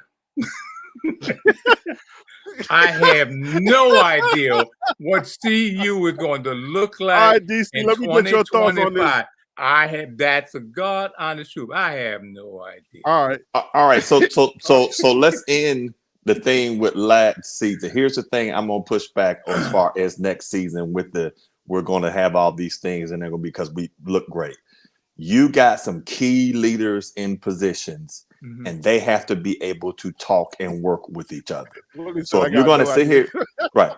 So if you're going to sit here and tell me that you're going to get somebody that's not just a brand new DC, a brand new DC, period, that they have never been to DC, though they have been on teams, they have the experience. I don't think people have the concept of understanding. It's a whole lot easier to sit back and somebody tells you what to do than you have to make those decisions, because you have to make decisions that are really like split second. You have to be on it, and it takes a moment to get there. So I'm kind of sitting up here saying, okay, I'm not saying that the DC is going to be bad, but what is it about y'all that are looking at it saying he has had zero experience as a DC on any level, and you're saying he's going to come right in here and you're going to be right there in the championship? I'm not saying that won't happen. What I'm saying is that to the assumption, I think the assumptions is that it's going to be there. That's a little going too far. For me, I think if you're sitting there saying, if you're at 8-4, you have done a great job. But if you're sitting here saying, I'm going to be 10-2 and I'm in the championship and I got a two-headed monster and I got Shedeur winning the Heisman and we're going to the playoffs and the kind of stuff, whoo! I mean, we'll see. I'm not saying it won't happen at all. I'm just sitting here saying, I wouldn't put it like that. I wouldn't go to Vegas and put money down on that, but not saying that it can't happen. You said it best. It's wishful. This is what you believe. You are glass half full, and that's fine. But here's the thing: the glass ain't full. DC, I got think about what I'm saying. I know what you're saying. But I got a question DC, for you. Give us a picture of the glass that you see. Give us the half of the glass that you see for 2025, because Colorado is going to be losing three-star players. Let's look at this roster and see where is Colorado going to be. Where do you see Colorado? Pick a room. Pick any room that you want to pick. Any room. My dude, Harry. Here, like I said, I'm gonna be called a hate again, but I really don't care, because again, folks can come on and get this smoke. You keep saying that, you're setting yourself up. You know that. Every time you say that, you're setting yourself up. Just say what you gotta say without saying that. I love it though. Set yourself up. I don't want you to lean yourself into a so-called hate. And before you say that, Deputy Mario, I don't know if you're joking or you're being serious about learning how to build your YouTube channel and stuff like that, but I do have a membership. If you go on my membership, the last membership, I think it's like $9.99 or whatever. If you subscribe to that membership, in that membership, I do have stuff like that. Any type of content creation ideas or anything you want to learn, if you become a member, I do have that built into it, so I can give you consultation on that. So, anyways, we have different tiers of membership. We have a couple of members on here already. So, but if you decide to become a member, choose that last tier, and I will help you to, for recommendations on equipment, whatever it is that you want to learn. But I have another caller coming in. DC, go ahead, make your point so I can bring that caller on. All right. So the thing I would say is that from what it looks like now, unless there's a phenomenal, wins and recruiting and a phenomenal portal things, I'm saying even if they do 8-4 this year, it ain't looking good next year. I'm not sure Coach Prime will be there, but I can't say he won't. I'm just saying when you look at it from what they have, I don't see that team. I mean, think about it. They're being picked to be number 11 in the Big 12 this year with Shedeur. Now, and I'm not saying that might be a battle. That's 24/7. I think Joe Klatt had them at number 10, I think. Right, and I think 24/7 Sports had them there. But so I don't see. I'm gonna be honest with you. When I look around all those rooms, I don't see it being. I don't see it's 2025 is a good year, bro. I'm just being honest with you. Juju probably will help them, but I don't see it. You're not hopeful for the Buffs 20. So you're saying they're going to have to start from ground zero, because then it starts. We don't have enough stars to hold us down for 20. I don't think they go back to like 4-8 or anything like that, and by any means. I just think that. Why not? Well, because I don't think they do, because I think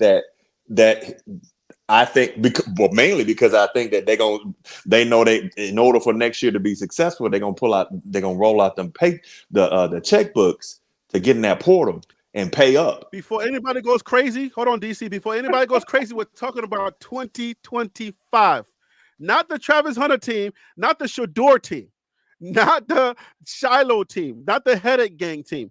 We're talking about the Jordan Seaton team, if he stays. We're talking about the Cormani team, if he stays. We're talking about the Dylan Edward team, if he stays. If those guys stay, we're talking about that team. And with that being said, let me bring on OID Skull. G, what up with you? Thank you for calling in. I appreciate you. Old school. Yeah, what up, y'all? Hey, how you be? Hey, everybody, how y'all going? Hey, Harry, I'm gonna tell you something. Harry, technology is something. I'm 64 years old, and I just learned to be successful. I've been trying to get on your show forever today. When you started going live, I just learned how to use the email, Harry. Boy, if I'm telling you, you ain't getting nothing. You learned me something. I've been trying to figure it out all the time, and I've been going wrong every time. Believe me, honestly. I've been getting it wrong. And I tried real hard this time, and it got through. Boy, I'm telling you, thank you. You're welcome, man. I'm so glad you figured it out. So for anybody else trying to figure it out, guys, it's jointlplive@gmail.com. Oh, man, I'm so glad you figured it out. You sound like you've been trying to get on forever. So, hey, man, you're on here now. So what's up? How you doing today, man? I'm blessed. I'm blessed, Harry, and everybody else here awesome. Too. Yeah. Do you want to jump in with the question on the board, or did you have something that you wanted to start off with? You wanted to say before we get you. No, I did. I've been trying to get Mr. Carson too for a long time. I've been trying. Young man, look here. Hey, Harry, I'm one of those delusional people. They call me delusional because I was the one that said they would go 12-0 out the box because I do what the coach did at Jackson State. See, I used the kind of history type thing to go back. I know his past. I see his past and how successful he was. So I put 2 and 2 together. I said, yeah, well, he get over here, he gonna have a field day because he ain't gonna do nothing but get the best. And when you start getting the best players like that, and you got an ideology of how you want to use them, you'll be successful. You can't do nothing but be successful. But first, you have to be able to stay in that position. When Coach Prime get the bad name because they look better back in his old days when he was in San Francisco 1 minute, Atlanta the other minute, and then over in Dallas the next minute. You understand me? So it's no security to a certain extent in that kind of movement around. But he ain't like that now. I think he's gonna stay put out there in Colorado. Man, I'm gonna tell you, Harry, I'm looking forward to seeing everything. This is gonna get like he said before, Harry, get it. He said, look here, if y'all gonna give me, you better give me now. And you see right now why he said that. You can see right now why he said that because they getting better. Old school been trying to get on the show for a minute. He answered all the questions from like 10 shows back. Old school like, yo, let me get up to speed, homie. Coach Prime ain't going nowhere. Hey, I tell you, I go back farther than that. I had watched your show when you had came your first live when you had did the game when you had came on did that Nebraska game. Look, I'm gonna tell you, Harry, you were dead right. It's only one thing Shador don't do real good. You know what that is?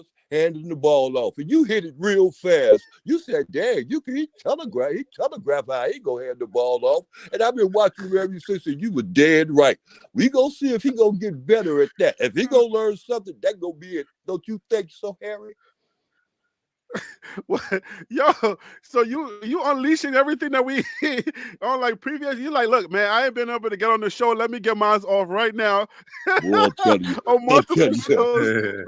and that was that Nebraska game because you hit it right on the head. You said you could tell when he's going to hand the ball off. I don't know if you remember that or not, but you said it. You said you could tell I did a video with my wife. my wife was the running back, and I even illustrated on how Shedeur hands the ball off, and how he's dragging with the quarterback. I mean, he's dragging with the running back and all of that. But old school, I got a question for you though. Let's bring you let's bring you up to speed to this Monday night show. Right now, we're talking about when Shedeur leaves, right? Yeah. The makeup of the team. When Travis Hunter leaves, the makeup of this team. Now, you said you are you are a certified delusional fan. You are all in with Coach Prime, and you don't care, right? You don't care what anybody thinks or anybody says. So, so what do you think this team is going to look like when Shedeur, Travis, and Shiloh leave? Do you see this team having the same energy or even getting bigger? Because you're going to have Dylan Edwards going to be there, hopefully. Cormani McLean is going to come into himself. He's going to be a junior at that time. You're going to have Jordan Seaton, a sophomore. So do you see this team having that same energy, or do you see it taking a step back? Nope, I see it having that same energy just because of the main. You just stated all the main reasons, because they got those other individual players coming back, and plus they're going to get good players because when they're not going to fall off this season. This season dictates. This season right here, 2024, is going to dictate 2025. We all know that, because if they flop, it's going to be bad news. You know, then, okay, Shedeur going, he run off, you know what I'm saying? And then that might not look good, considering if they flop, because he ain't going to get picked like he's supposed to want to get picked neither. Body go the same way with Travis Hunter. So therein lies the problem. So I don't think Coach Prime, to a certain extent, I don't think Coach Prime is going to allow that. And to a certain extent, that is within his power to make sure he get everything right and in order. Hey, Harry, I got to agree with Whole School on that, because while he was talking, man, I was thinking about when CU wins, you're gonna attract more people. You're gonna attract the better players. You know, and like DC was saying, you know, they're getting money together because Coach Prime understands what it's gonna take to get the better players in here. He understands it. He knows how to play that game. He knows how to play that game well. Yeah. But the reason I say that, you know, 2025 is going to be a good year, because they're going to be able to get the premium players, you know, not just because of the money, but because of Coach Prime. Everybody wants to play for Coach Prime.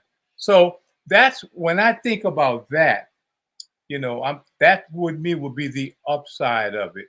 You know, now, what happens if this team either regresses or put up the status quo, which is the 4-8 season? So according to Old School and KMS 929, this year is going to determine next year is going to determine the 2025 season. So, but that's based on if we win, right? So, but what happens on the flip side? What happens if we regress 3 and what 9 or 4-8? That means we stay the same, the status quo. So if it's based on wins, what happens if we don't win? Success breeds success. Success breeds success. If you what does failure breed? Failure, right? Failure breeds failure. So what happens if we don't? What happens if we don't win? We can't just ask one question. We have to ask the other question. So what happens if everything is right on us winning this year? What happens if we don't win this year? It's going to be tough. It's going to be a tough year next year. It's going to be a tough year, but it's not going to be an impossible year. It's going to be a tough year. Yeah. I mean, that's a pretty known fact there. That, you know, it's nothing that, you know, so we have to get Peggy to a bowl game this year. And that's at least 6 games. I believe we're going to win more than 6 games. But, you know, if we're successful like we should be next year, CU is going to be off the chart. I agree with you on that. Hey, Harry. Yeah, go ahead. Okay, all right, thank you. Hey, Harry, I'm going to tell you something. Look here. I look at it like this, Harry, because I look at it like you said, like a lot of times people be put in their position, you know, they favor with Coach Prime, or they favor go with Coach Prime. It ain't really always that favor. Like their favor might go with Coach Prime, but it don't go with CU. You understand me? And it's always, even with the haters and everybody else and all that whole situation, it comes out to be, what do you favor? What do you, like you just said? I mean, like Tendasano just said, we trying to get 6 and 6 so we can get Miss Peck. It's to a certain extent. I'm gonna tell you something. It's bigger than that. So what? Okay, your point is this. Well, what if they be 6 and 6, or what if they be 5 and 7? You understand me? So that needs to be another problem, because it comes right here. We just had that problem, and look how we just broke through that problem and got more successful. So we can't do nothing but get more successful, even with a 4 and 8 in a 4 and 8 season. So it can't do nothing but get greater. That's what I'm sitting up there trying to tell you. It won't get worse. It can't get worse. Or get back So what you to say- one? Wait. Yeah, it can. It can be 0 and 12 now, huh? You see that happening? No, when you say it can't get worse, from what perspective? Like, it Well, can't get worse. first as of far all, when as, Coach Prime came in on the perspective like this. Coach Prime came in on what? On the winning team? No. It was a 1-11 team. Well, okay, it got better. It got better, a little bit better. The phrase right there, it got better. And we stayed in a lot of them games. And that was a good point right there. But then it got better. But then we get up with this season right here, 2024. And it's even better now, because it's better. It's right on paper. On paper, it's better than the season the players we just had. So okay, with so let me that, ask you and the we question gonna- though. and with my question, the point is to my question. Point to the question is this: we're just getting better. We're not going backwards. We're getting better. And even a losing season, what would you call a losing season? That's the whole point right there. 5 and 6. I mean, yeah, 5 and 6, 5 and 7, or 6 and 6. Because 6 and 6, that's bowl game and bowl game. I think 500 is a winning season. I think if you put up a 500 season, that would be considered a decent 6 winning and 6, season. right? So we're talking the record of 6 and 6, right? Yeah, if it's a winning season, then it got to be above. It's got to be 500 all above. Okay, Anything so see, below that is a losing season. Right. See, right. See, that's important, because we want to know what a losing season consists of, as far as what everybody else got to say. Look, we just had a losing season. We know that. I think I do. Yeah, I mean that 4 days a losing season. You can flip it. I mean, you can flip it and say, well, how do we?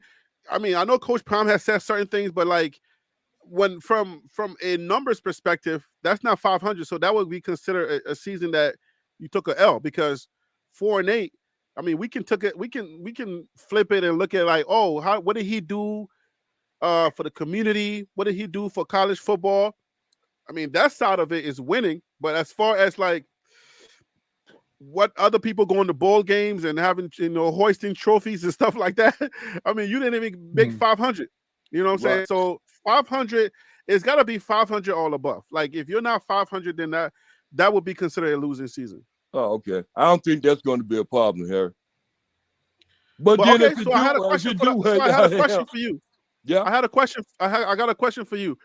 You said earlier that it's not gonna hurt us. Do you think that recruiting gets better or worse with a losing season, or it's not gonna matter? Are you saying that recruiting is not gonna be affected whether we lose or win? Nope, better, because of the fact that you had those 5 stars and the 4 stars that really want to come here and want to make a change. They ain't like they're running away from this place like it's like a virus or something going on. It's just like, they can see themselves coming in and making a change. If it's that little bit more, and plus now the fact that they got a little NIL money and stuff going on with that, it's, so I mean, that's to a certain extent, that's what's happening. And it ain't gonna lose. They ain't gonna lose no devalue. They ain't gonna, by losing again, they won't lose no devalue as far as they that video program go with Well Off and the rest of them. That ain't gonna do nothing but bring players in, bring them kind of players in. I'm gonna tell you something. I don't know if you looked at that last video they did with them boys out there. I think they was in Miami somewhere out there in the Bahamas somewhere. With they was doing that. You see how they had all those other individual players that just wasn't even with CU. Mm-hmm. Them quarterbacks, them 2 quarterbacks they had, and a couple other players that didn't attend CU, but they were still getting that exposure. Yeah, they were working You together. mean like Cam Ward? Yeah, I think they had Cam Ward and those guys. Yeah. All that's good, Harry. Because of the fact that it don't do nothing but draw. It's of a kind. Coach Prime is real good with them Florida boys. You understand me? Them Texas boys and them Georgia boys. It's good to be good with them kind of people. You know why? Because they'll come help you, especially if you got a name. He still got that name. They can put people up on Front Street real fast. You don't run from that, So Harry. I'll tell you this, run, old school. Harry, I'll tell you this. Harry, you run to that if you got some sense. And them young boys got some sense and they got game. Go ahead. I'm sorry, Harry. You was talking. So I'll tell you this. I'm 50-50 on what you're saying, and I'll tell you the one part of the other 50. The 50 where I don't believe that winning is gonna or losing is gonna keep the status quo.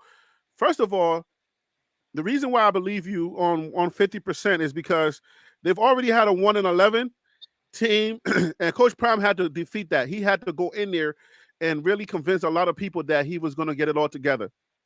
So that's one part of it. That's the part. That's the part where I can agree with you. And I'm like, you know what? He has a good point there because number one, we went 1-11 prior to Coach Prime, and Coach Prime was still able to get people in here. And then the other side of that coin, we went 4-8, and Coach Prime was still able to get people. So what you're saying is plausible on that side of the thing, but this is why I feel like it's not going to be successful on this is the other 50. Now, winning helps more elite players to look here other than one and done guys. This is what I mean. The U-Haul players are the players that are like, hey man, I'm really good, or at least I'm good, and I know there's some scouts that are looking at me, but let me go to Coach Prime so that I can get on those cameras and I can get television time so that I can get my tape and then go to the NFL. That's what I feel like these one and done players are doing. They're using Coach Prime to bolster their rosters or to bolster their tape for the end of their career in college so that they can have a better look for the NFL. That's what I think. But I think if they win, then some of that can be cured where we're going to get some younger players, maybe like we get players that have more time on their clock. Like that young receiver out of TCU, right? Hey, Harry. Right. Like Harry, he's a sophomore. Harry, why do you think they do that? Why do you think those players think like that? Because when they know that they can come here and not only get the exposure, but they get to come with Coach Prime. If it's 1 year, a lot of them got that 1 year, but they got to come here to win. You can't just come here and say, "Oh, I'm gonna come here to be on camera, get the exposure." The mindset has to be to come here to win. You don't have to win. You don't have to win if your personal agenda is met. If you come here and you're looking at an opportunity to where they're not grading you based on the team sport. If you're going to the NFL, the combine doesn't take your team. The combine takes you. So if you are a player and you're coming from a team where you were very productive, but you didn't really have the clout, you didn't really have that shine on you, but you just want that 1 year to shine, and you're hoping that whatever production that you had doesn't decline or doesn't decrease, then at the end of the day, a lot of these players are taking that opportunity. But what I want to see, this is what I want to transpire. I know we got the 40-40-20 situation, the scheme that Coach Prime uses. I know we got that. I want to see younger talent come here. I want to see those elite talents, the 5 stars, because when Travis Hunter leaves and Shedeur leaves, I want to see younger talent come here without it being an issue, without us having that other conversation that we hate to have. I want to see younger talent come here. And Prime Effect 101, what's up with you? Thank you for joining the show. But I want to see younger talent come here. I want to see the talents that go to Georgias, that go to the Alabamas and the Tennessees and the Michigans. I want those talents to come here in droves. And I think that's only going to take winning. I don't know that you can continue to lose and the Prime and Coach Prime's bravado and everything can keep a lot of those young players coming. And then they don't have all of the NIL that a lot of the other schools have either. They don't have the money. So they got to win. Got to take something.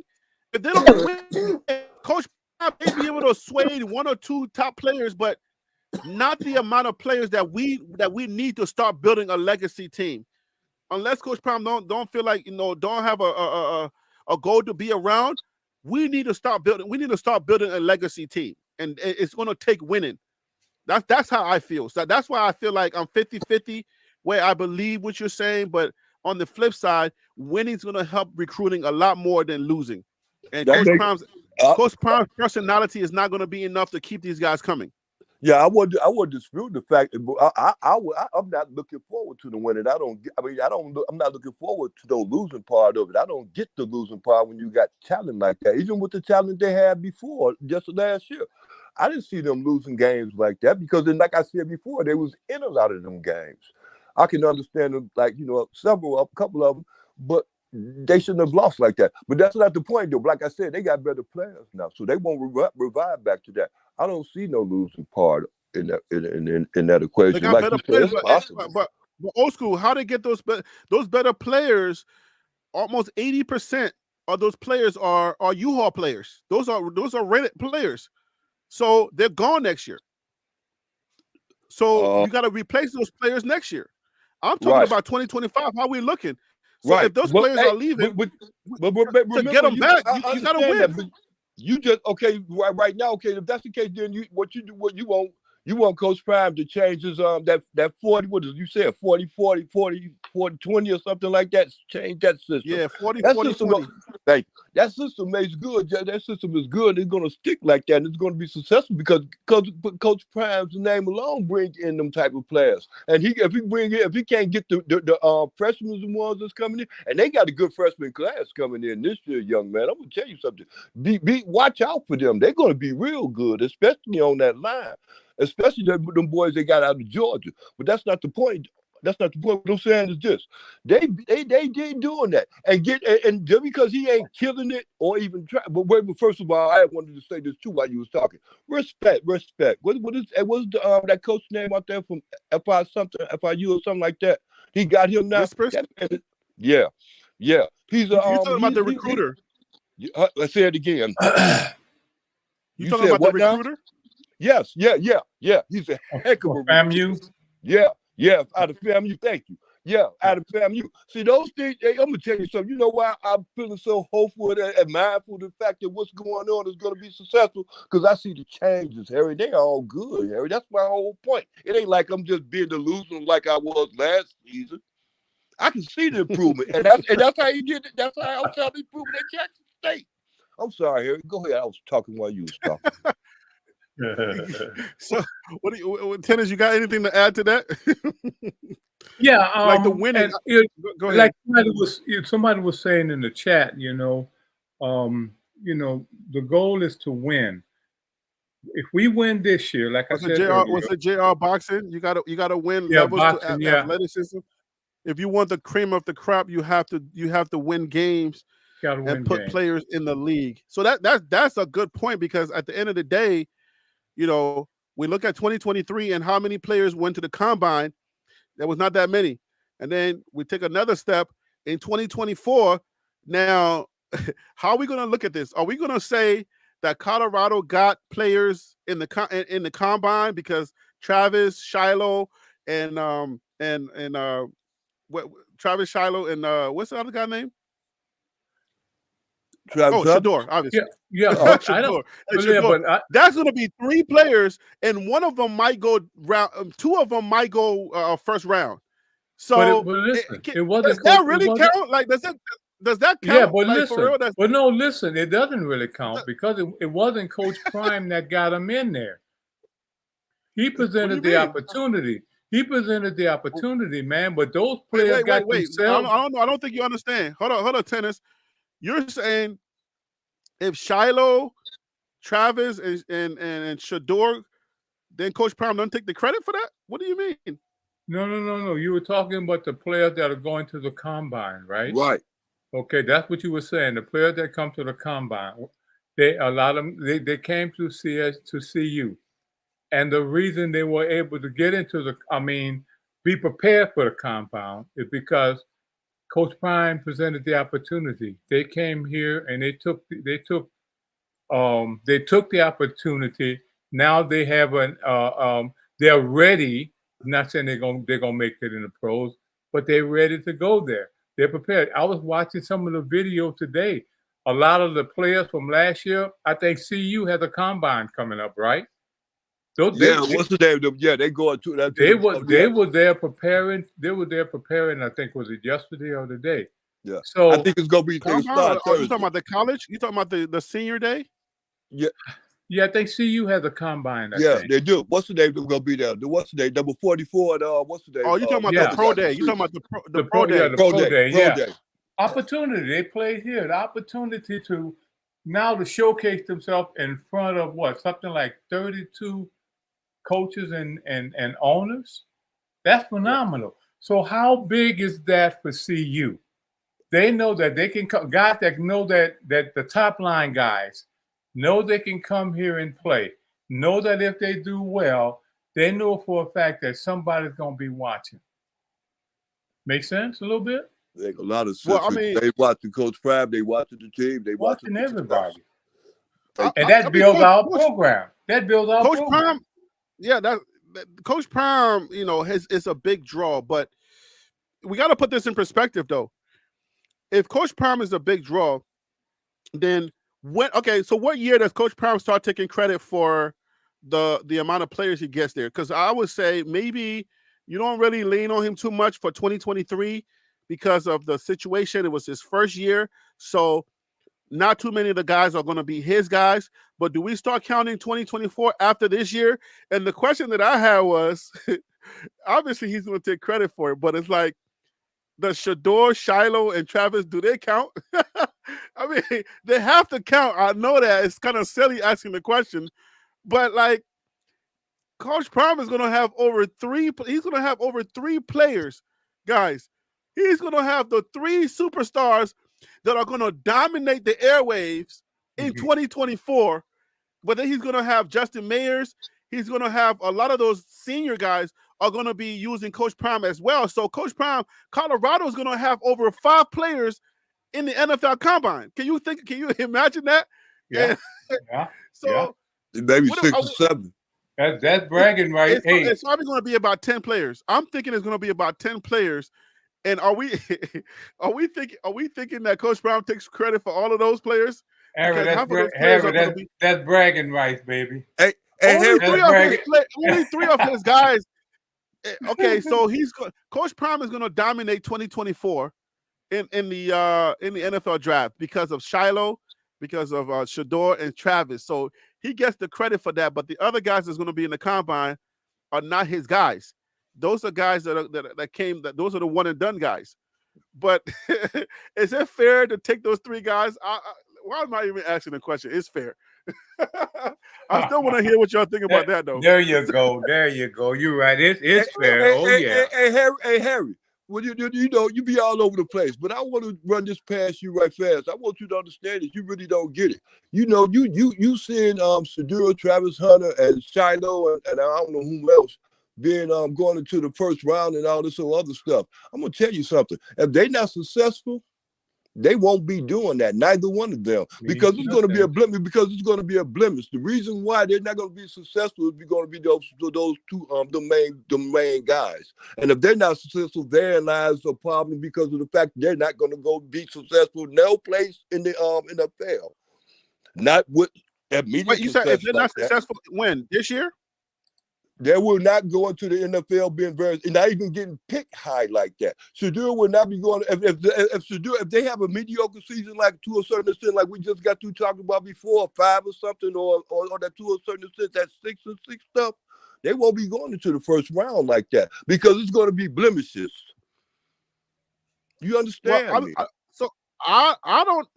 will push back on that. I would tell you, like, so they're gonna look at the season a little different because. What numbers are Shedeur? That's the part where I have to go. I have to start doing the tennis.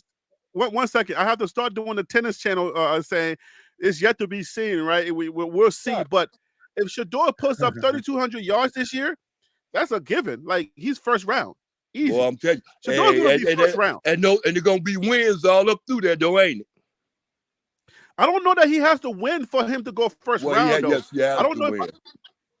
I He don't has think to so. win. I don't think Okay. because I think if Shador plays well, because they're going to be looking at several things. How is his O-line going to hold up? If he gets sacked that many times this year, then Yeah. people are going to be looking at that. His Yeah. O-line is no good. But how did he perform under pressure again another year? So I don't know Right. that his O-line, I don't know that he has to win.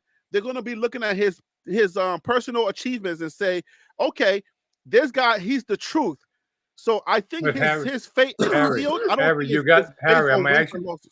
Harry, I'm asking you to check this. Find out how many quarterbacks have gone to the that has actually won the Heisman Trophy that had that, and their team had a winning season. You got to look at that because the majority of the quarterbacks that won the Heisman Trophy, they had a winning season. The whole team won, and so they were We're talking about Shador, betting. though. You don't have to have Shador. Don't need a winning season or the Heisman to go first round. His name is already in there. So we're talking about the Heisman or first round? Thank you. First round. He doesn't need the Heisman nor a winning season to go first round. Okay, hey, Harry, I don't know. Hey, Harry, well, let me ask you the question. Okay, now you say you saw the what's the name there with the guys out there with them, the quarterbacks, the two quarterbacks that was out there. Okay, them two coming out next year too, right? Yeah, they are. Hey, I'm gonna tell you something. When them two have losing records or have winning records, you don't think they ain't gonna go before him, and you don't think that they ain't really gonna be all that high on the totem pole to be honest with you. So you see the type of competition that's going to be coming out. Ain't no quarterback in college football that's like that. That's better than Shador. That's in college football right now. Ain't no quarterback. What about the two guys that was with him? You don't think them two guys are better than he is? They don't have. No, they're not. Absolutely. Why you say that? Because they don't have to put the reputation or what? I mean, what makes him better than those guys? Shador's more accurate. Shador with a better O-line will put up better numbers than those guys. Shador has the better ability to, as an overall quarterback, he has more of the mechanics as the overall quarterback, as the mentality, being poised in the pocket, playing under pressure. He's had more pressure moments that he showed up. He's clutch. He is way more clutch than those quarterbacks. Way more. There is no more clutch quarterback in college football than Shador. Hands down, he was even in last year, he was the most clutch quarterback in college football. But now he gets a better O-line, and now you got the Bo Nix who are gone. You got quarterbacks who won the quarterbacks. I guess the quarterbacks that's been there for like 6 years, they're all gone. So Shador is going to be in a class all by himself. The only thing that can happen is he loses it himself. Like he starts throwing ducks. He stopped throwing the way that he throws. Maybe his fractured back comes back and it bites him in the butt, and then stuff. There's no way if he plays and performs better than he did last year. There's no way. There's no other quarterback that's more clutch than Shador in college football. Period. I get you. Hey, Harry, I agree with you. I just needed to hear you say that. Well, I've been saying that though. I've been saying this. I got videos on that. Like straight up, there's no other quarterback that's more clutch than Shador Sanders. And first round is easy. First round, I'm daring to say number one overall. Now he would have to win to get that. But first round is easy. But Cam Ward is no slouch now. Cam Ward's going to Miami. And I think the other quarterback. I'm thinking the other quarterback. He didn't touch Shador on any given Saturday. He didn't touch Shador. But he played for Washington. Didn't Cam Ward play for Washington? And they beat the dog shit out of us. They beat us bad with Cam Ward. Yeah, and Shador looked at garbage, but I had hold on, that's my guy. But Shador garbage that game. Give us his O-line, right? Give Shador his O-line under pressure. Yeah. Who's the better quarterback under pressure? Who has had the most pressure on them, gotten sacked the most, but was able to put this type of numbers that he put up? That's what I'm talking about, Shador. I agree. Good quarterbacks. He's a good quarterback, and he's going to go high in the draft. We're talking about they both can go first round. The first round, there's several players. I don't know how many times they get. Don't fry me on this one as far as first round and how many times they're going to get back to the quarterback. So Whether the good, I know that Shador can go first round easily at the end of the day, but I'm talking about not like if we want to put Shador's draft stocks even higher, we could do that easily. But Right. first round is easy for Shador because he is the most clutch quarterback in. And oh my gosh, if his O-line just does a better job than last year, the Heisman will be he will stay in the Heisman talk the whole season. I believe they will. Yeah. I believe they will. But them boys some dogs, man. I watched them practice. I watched how they talk. Them boys ain't playing. Shador, he had that last year. They ain't playing. Guys, we are 11 minutes over the time allotted for this show. It's supposed to actually be an hour, but we've been 2 hours. But let me hear your final thoughts. Today we're talking about the idea of what this roster is going to look like after Shador and Shiloh and Travis Hunter. I want to hear your final thoughts on that, guys. You guys are the last guys on here. This is our Monday Night Football talk. But what are your final thoughts on that? We'll start with you, Tennis Channel.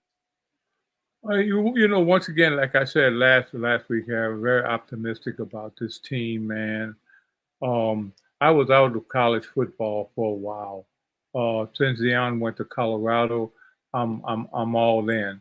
And so, shout out again to T-Cal. I watched one of his programs today.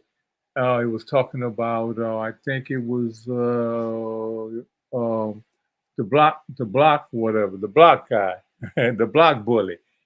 And so I am, I'm excited about what's going to happen this year, man. With, you know what, I don't know, but 2025, I'm going to take it 1 year at a time. Because there's so many variables in that, so many things could happen, you know. I'm excited about, I saw the interview today with the defensive coordinator. He's going to make it work. I believe he's going to make it work. He's got the right attitude, and he's got people. He was talking about the coaches on the team, the coaches that he said it's not going to be just it's going to be, you know, what we can do. So you're going to have 7 defensive coaches, you know, in that room. So when they're talking about stuff, it's not going to be just him mouthing off, but he's going to be getting a lot of feedback from the people that's in there. So like I said, I'm excited about this year. Looking forward to it. And thanks for having me on your show, my friend.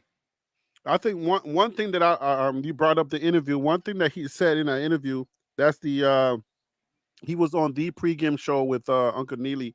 Yes. One thing that he said is that, you know, he can have a plan and he can come in here with his coaching schemes and stuff like that, but he coaches to the talent that we have.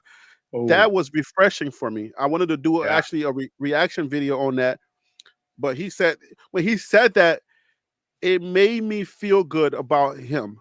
It made me feel much better about him. The way that he's thinking, and he's thinking in the right direction. And the fact that he said, I want to coach the guys that we have in the locker room and to their abilities and what they have. So I evaluate the guys, and then we draw up what's good for them. Sean Livingston, Robert Livingston. So I remember that. He said that. I think I'm going to do a video on that just because of that statement. I'm going to have to do a reaction video because he made that statement. I feel like that was one of the best things that I could have heard from him that maybe will win me over. Like he won me over with that statement because I'm a proponent. I'm very bullish on coaches understanding the talent at hand. I've said that several times on this show. I feel like coaches have to understand. You can come in here. I felt like one of the takeaways from Sean Lewis, I felt like Sean Lewis didn't really take the time to learn the talent that he had in-house. I feel like he had his scheme and people were bigging him up. He was smart and he had all of these things and he just came in there and not really evaluate Shador, the wide receivers and the people that he had. I felt like he just came in with his scheme and thought that his scheme was going to work based on no matter what he had. And that was eventually kind of like took away from him being successful. But I like the fact that Livingston said what he said. He won me over with that one statement. But Old School, it's your turn to give me your final thoughts on today's show. You came in. You finally made it to the show. You figured it out. I'm glad that you figured it out.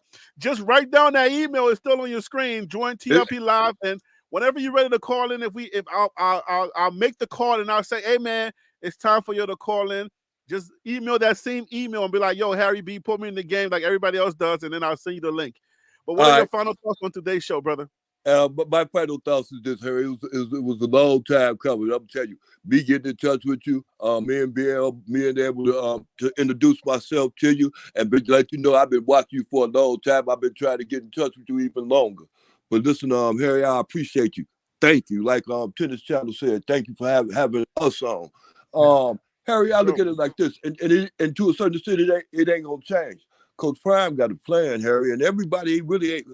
Neely said it when he was when they was coming on the plane, coming up here when Coach Prime did that. That what's the name? My Louis luggage thing. That then, a lot of people ain't catching on to it yet, but he way ahead of us, and I see nothing but greatness for them all the time. And even though even how the marbles fall, well, this is how the marble falls. I'm gonna tell you something. When you got talent and stuff like that, you can make marbles fall where they supposed to. And dominoes too. You can direct them. Yeah, you can do that. And I think he's good enough to do that. Harry, so I don't see nothing but success. Boy, I will tell you, even if I ain't gonna be around that much longer, you're gonna be around long enough to say, yeah, old school was right. That's what I want to do. Be around long enough to see that I was right. Boy, it ain't got to be nothing else. Boy, I'm gonna be a whole lot of people still be around and say I told you. So I'll be able to come back on your show and tell some people shout out to what's the name, Mr. Carson. Good night, young man. And shout out DC Carson, right? Yeah. Oh boy, I can't wait to the end of this year. This year is over with. This season is over with. Boy, Harry, boy, I'm gonna be back. God willing. Thank you, Harry. That's all I got to say. Man, I'm so excited that you were. Check out Monica. Check out Monica, Harry.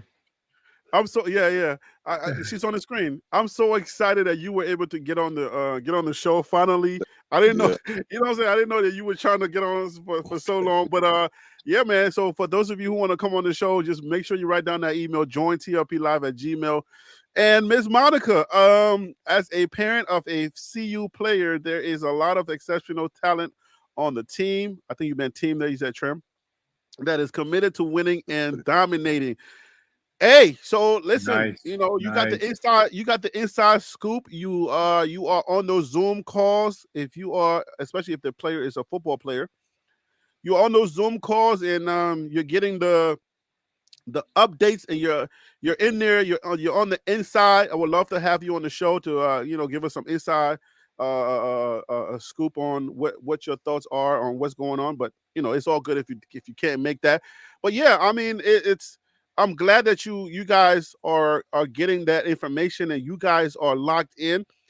Coming from you and you understanding what the players' mindsets are, we're hopeful that Coach Prime, his motivational tactics, his style of teaching and helping those young men to become real men in our society, really understanding that this is their moment. They got to take that moment and turn it into something exceptional.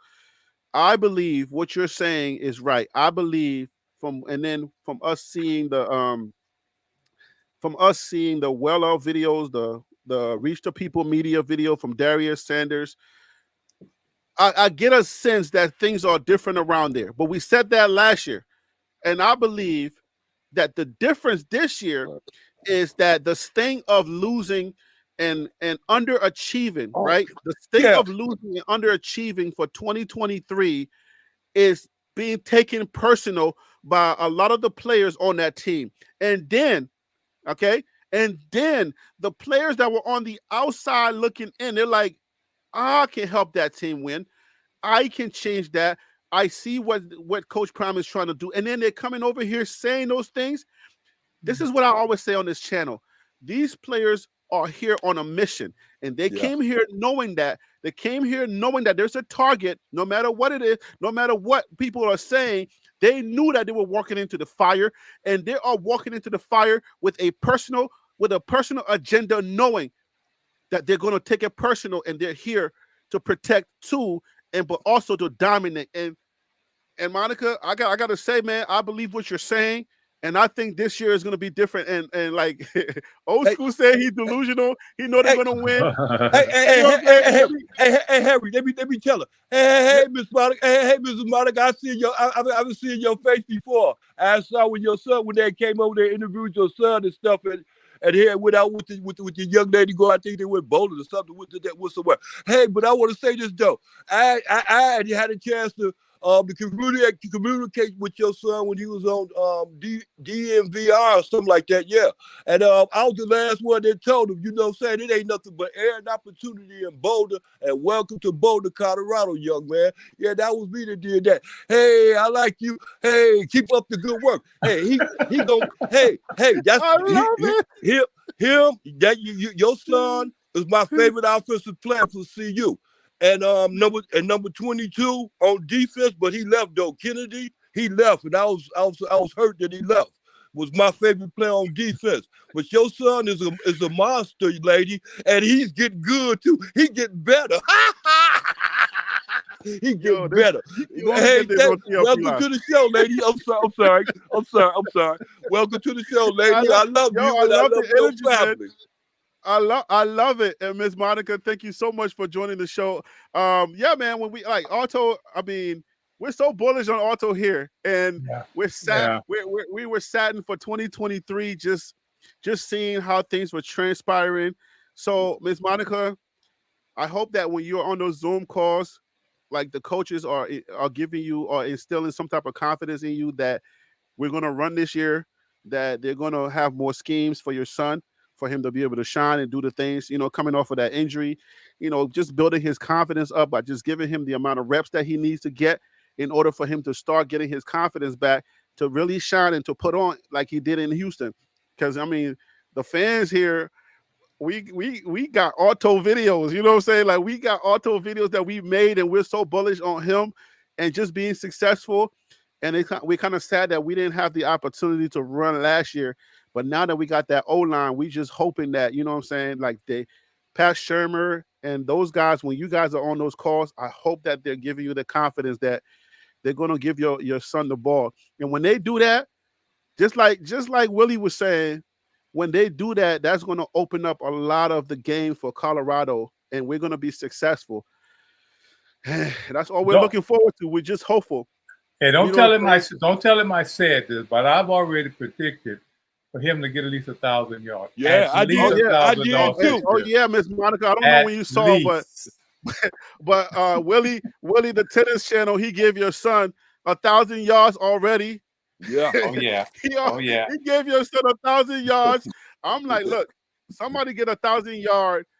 Somebody's gonna get 1,000 yards, whether it's Dylan, whether it's Otto, or somebody's gonna get 1,000 yards if we run the ball the way we're supposed to run the ball. But that's yet to be seen.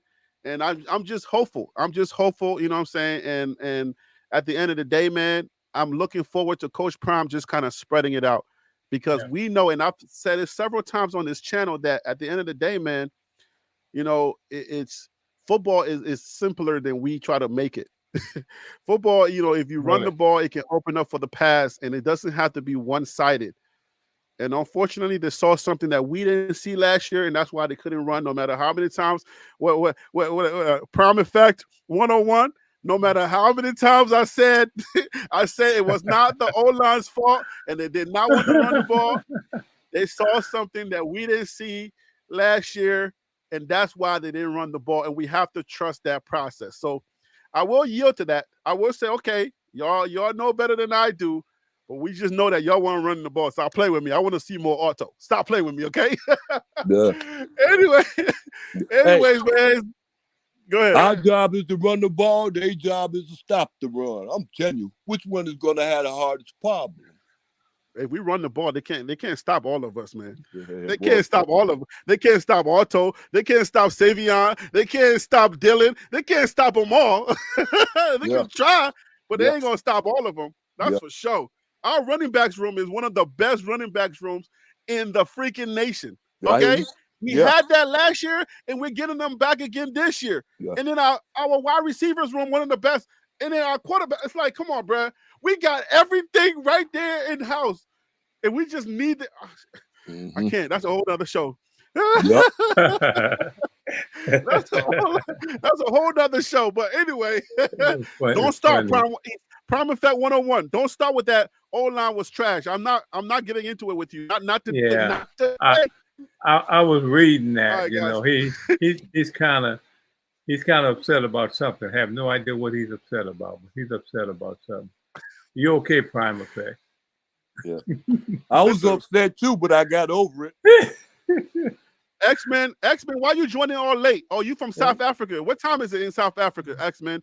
You coming all late. We're ending the show. We already had our final thoughts. All right, Prime Effect 101. Thank you so much. People don't know who you are. You better start introducing yourself. I know who you are, but I ain't gonna out you. I ain't gonna out who you are. You're gonna have to do that yourself, okay? You're gonna have to come out the closet yourself. Oh Lord. Well, that's one of our he's one of our closet listeners. I bet I know. First of all, it's not a he. Okay, that's one thing. Oh, okay. Prime Effect is not a he, but like I said, I'm gonna let Prime Effect do the introduction of themselves whenever they're ready. But I know who she is. I'm not gonna. I know who. You know, Prime Effect. They are very Yeah. astute. You know what I'm saying? And they've been dropping fire on the show for a minute. Yeah, I know. I remember. So anyway, guys, I'm gonna leave it right there, man. It is almost 9:30 on the East Coast in New York City. Yeah, Prime Effect is an OG supporter, but yeah. But anyways, guys, listen, man. Monday Night Football. That's our second show. It was a very successful show. Thank you so much for being a part of it. I will see you guys next Monday. But if you're not the 90, look at the Wild Dog is showing up too now. Maybe he's been watching. He's been commenting. But anyways, listen, guys. X-Men, Wild Dog, Miss Monica. Thank you so much. Otto's mother was on the show. Like, come on, like, guys, what? Oh yeah. You know you're growing when Otto's mom is on the show. Like, coming, you know what I'm saying, watching the show and stuff like that. What? Man, Yep. God is good, man. I'm just gonna say God is good. For us to get Otto's mom to be watching the show and all that stuff, man. The show is getting better, it's growing, and it's only getting better, guys. I will see y'all on the next one. That's Friday. I see y'all on Friday at noon. That's on the East Coast. 9 a.m. on the West Coast. So y'all bring your, oh, he said, I've been watching, just got in. Okay, I got you. I figured that. But anyways, guys, I will see you guys on the next show. That's on Friday. Good night and good luck to Colorado. Good Peace show, out. Harry. God bless. All right, thanks. You're welcome, man. Thank you. I appreciate you. Good night.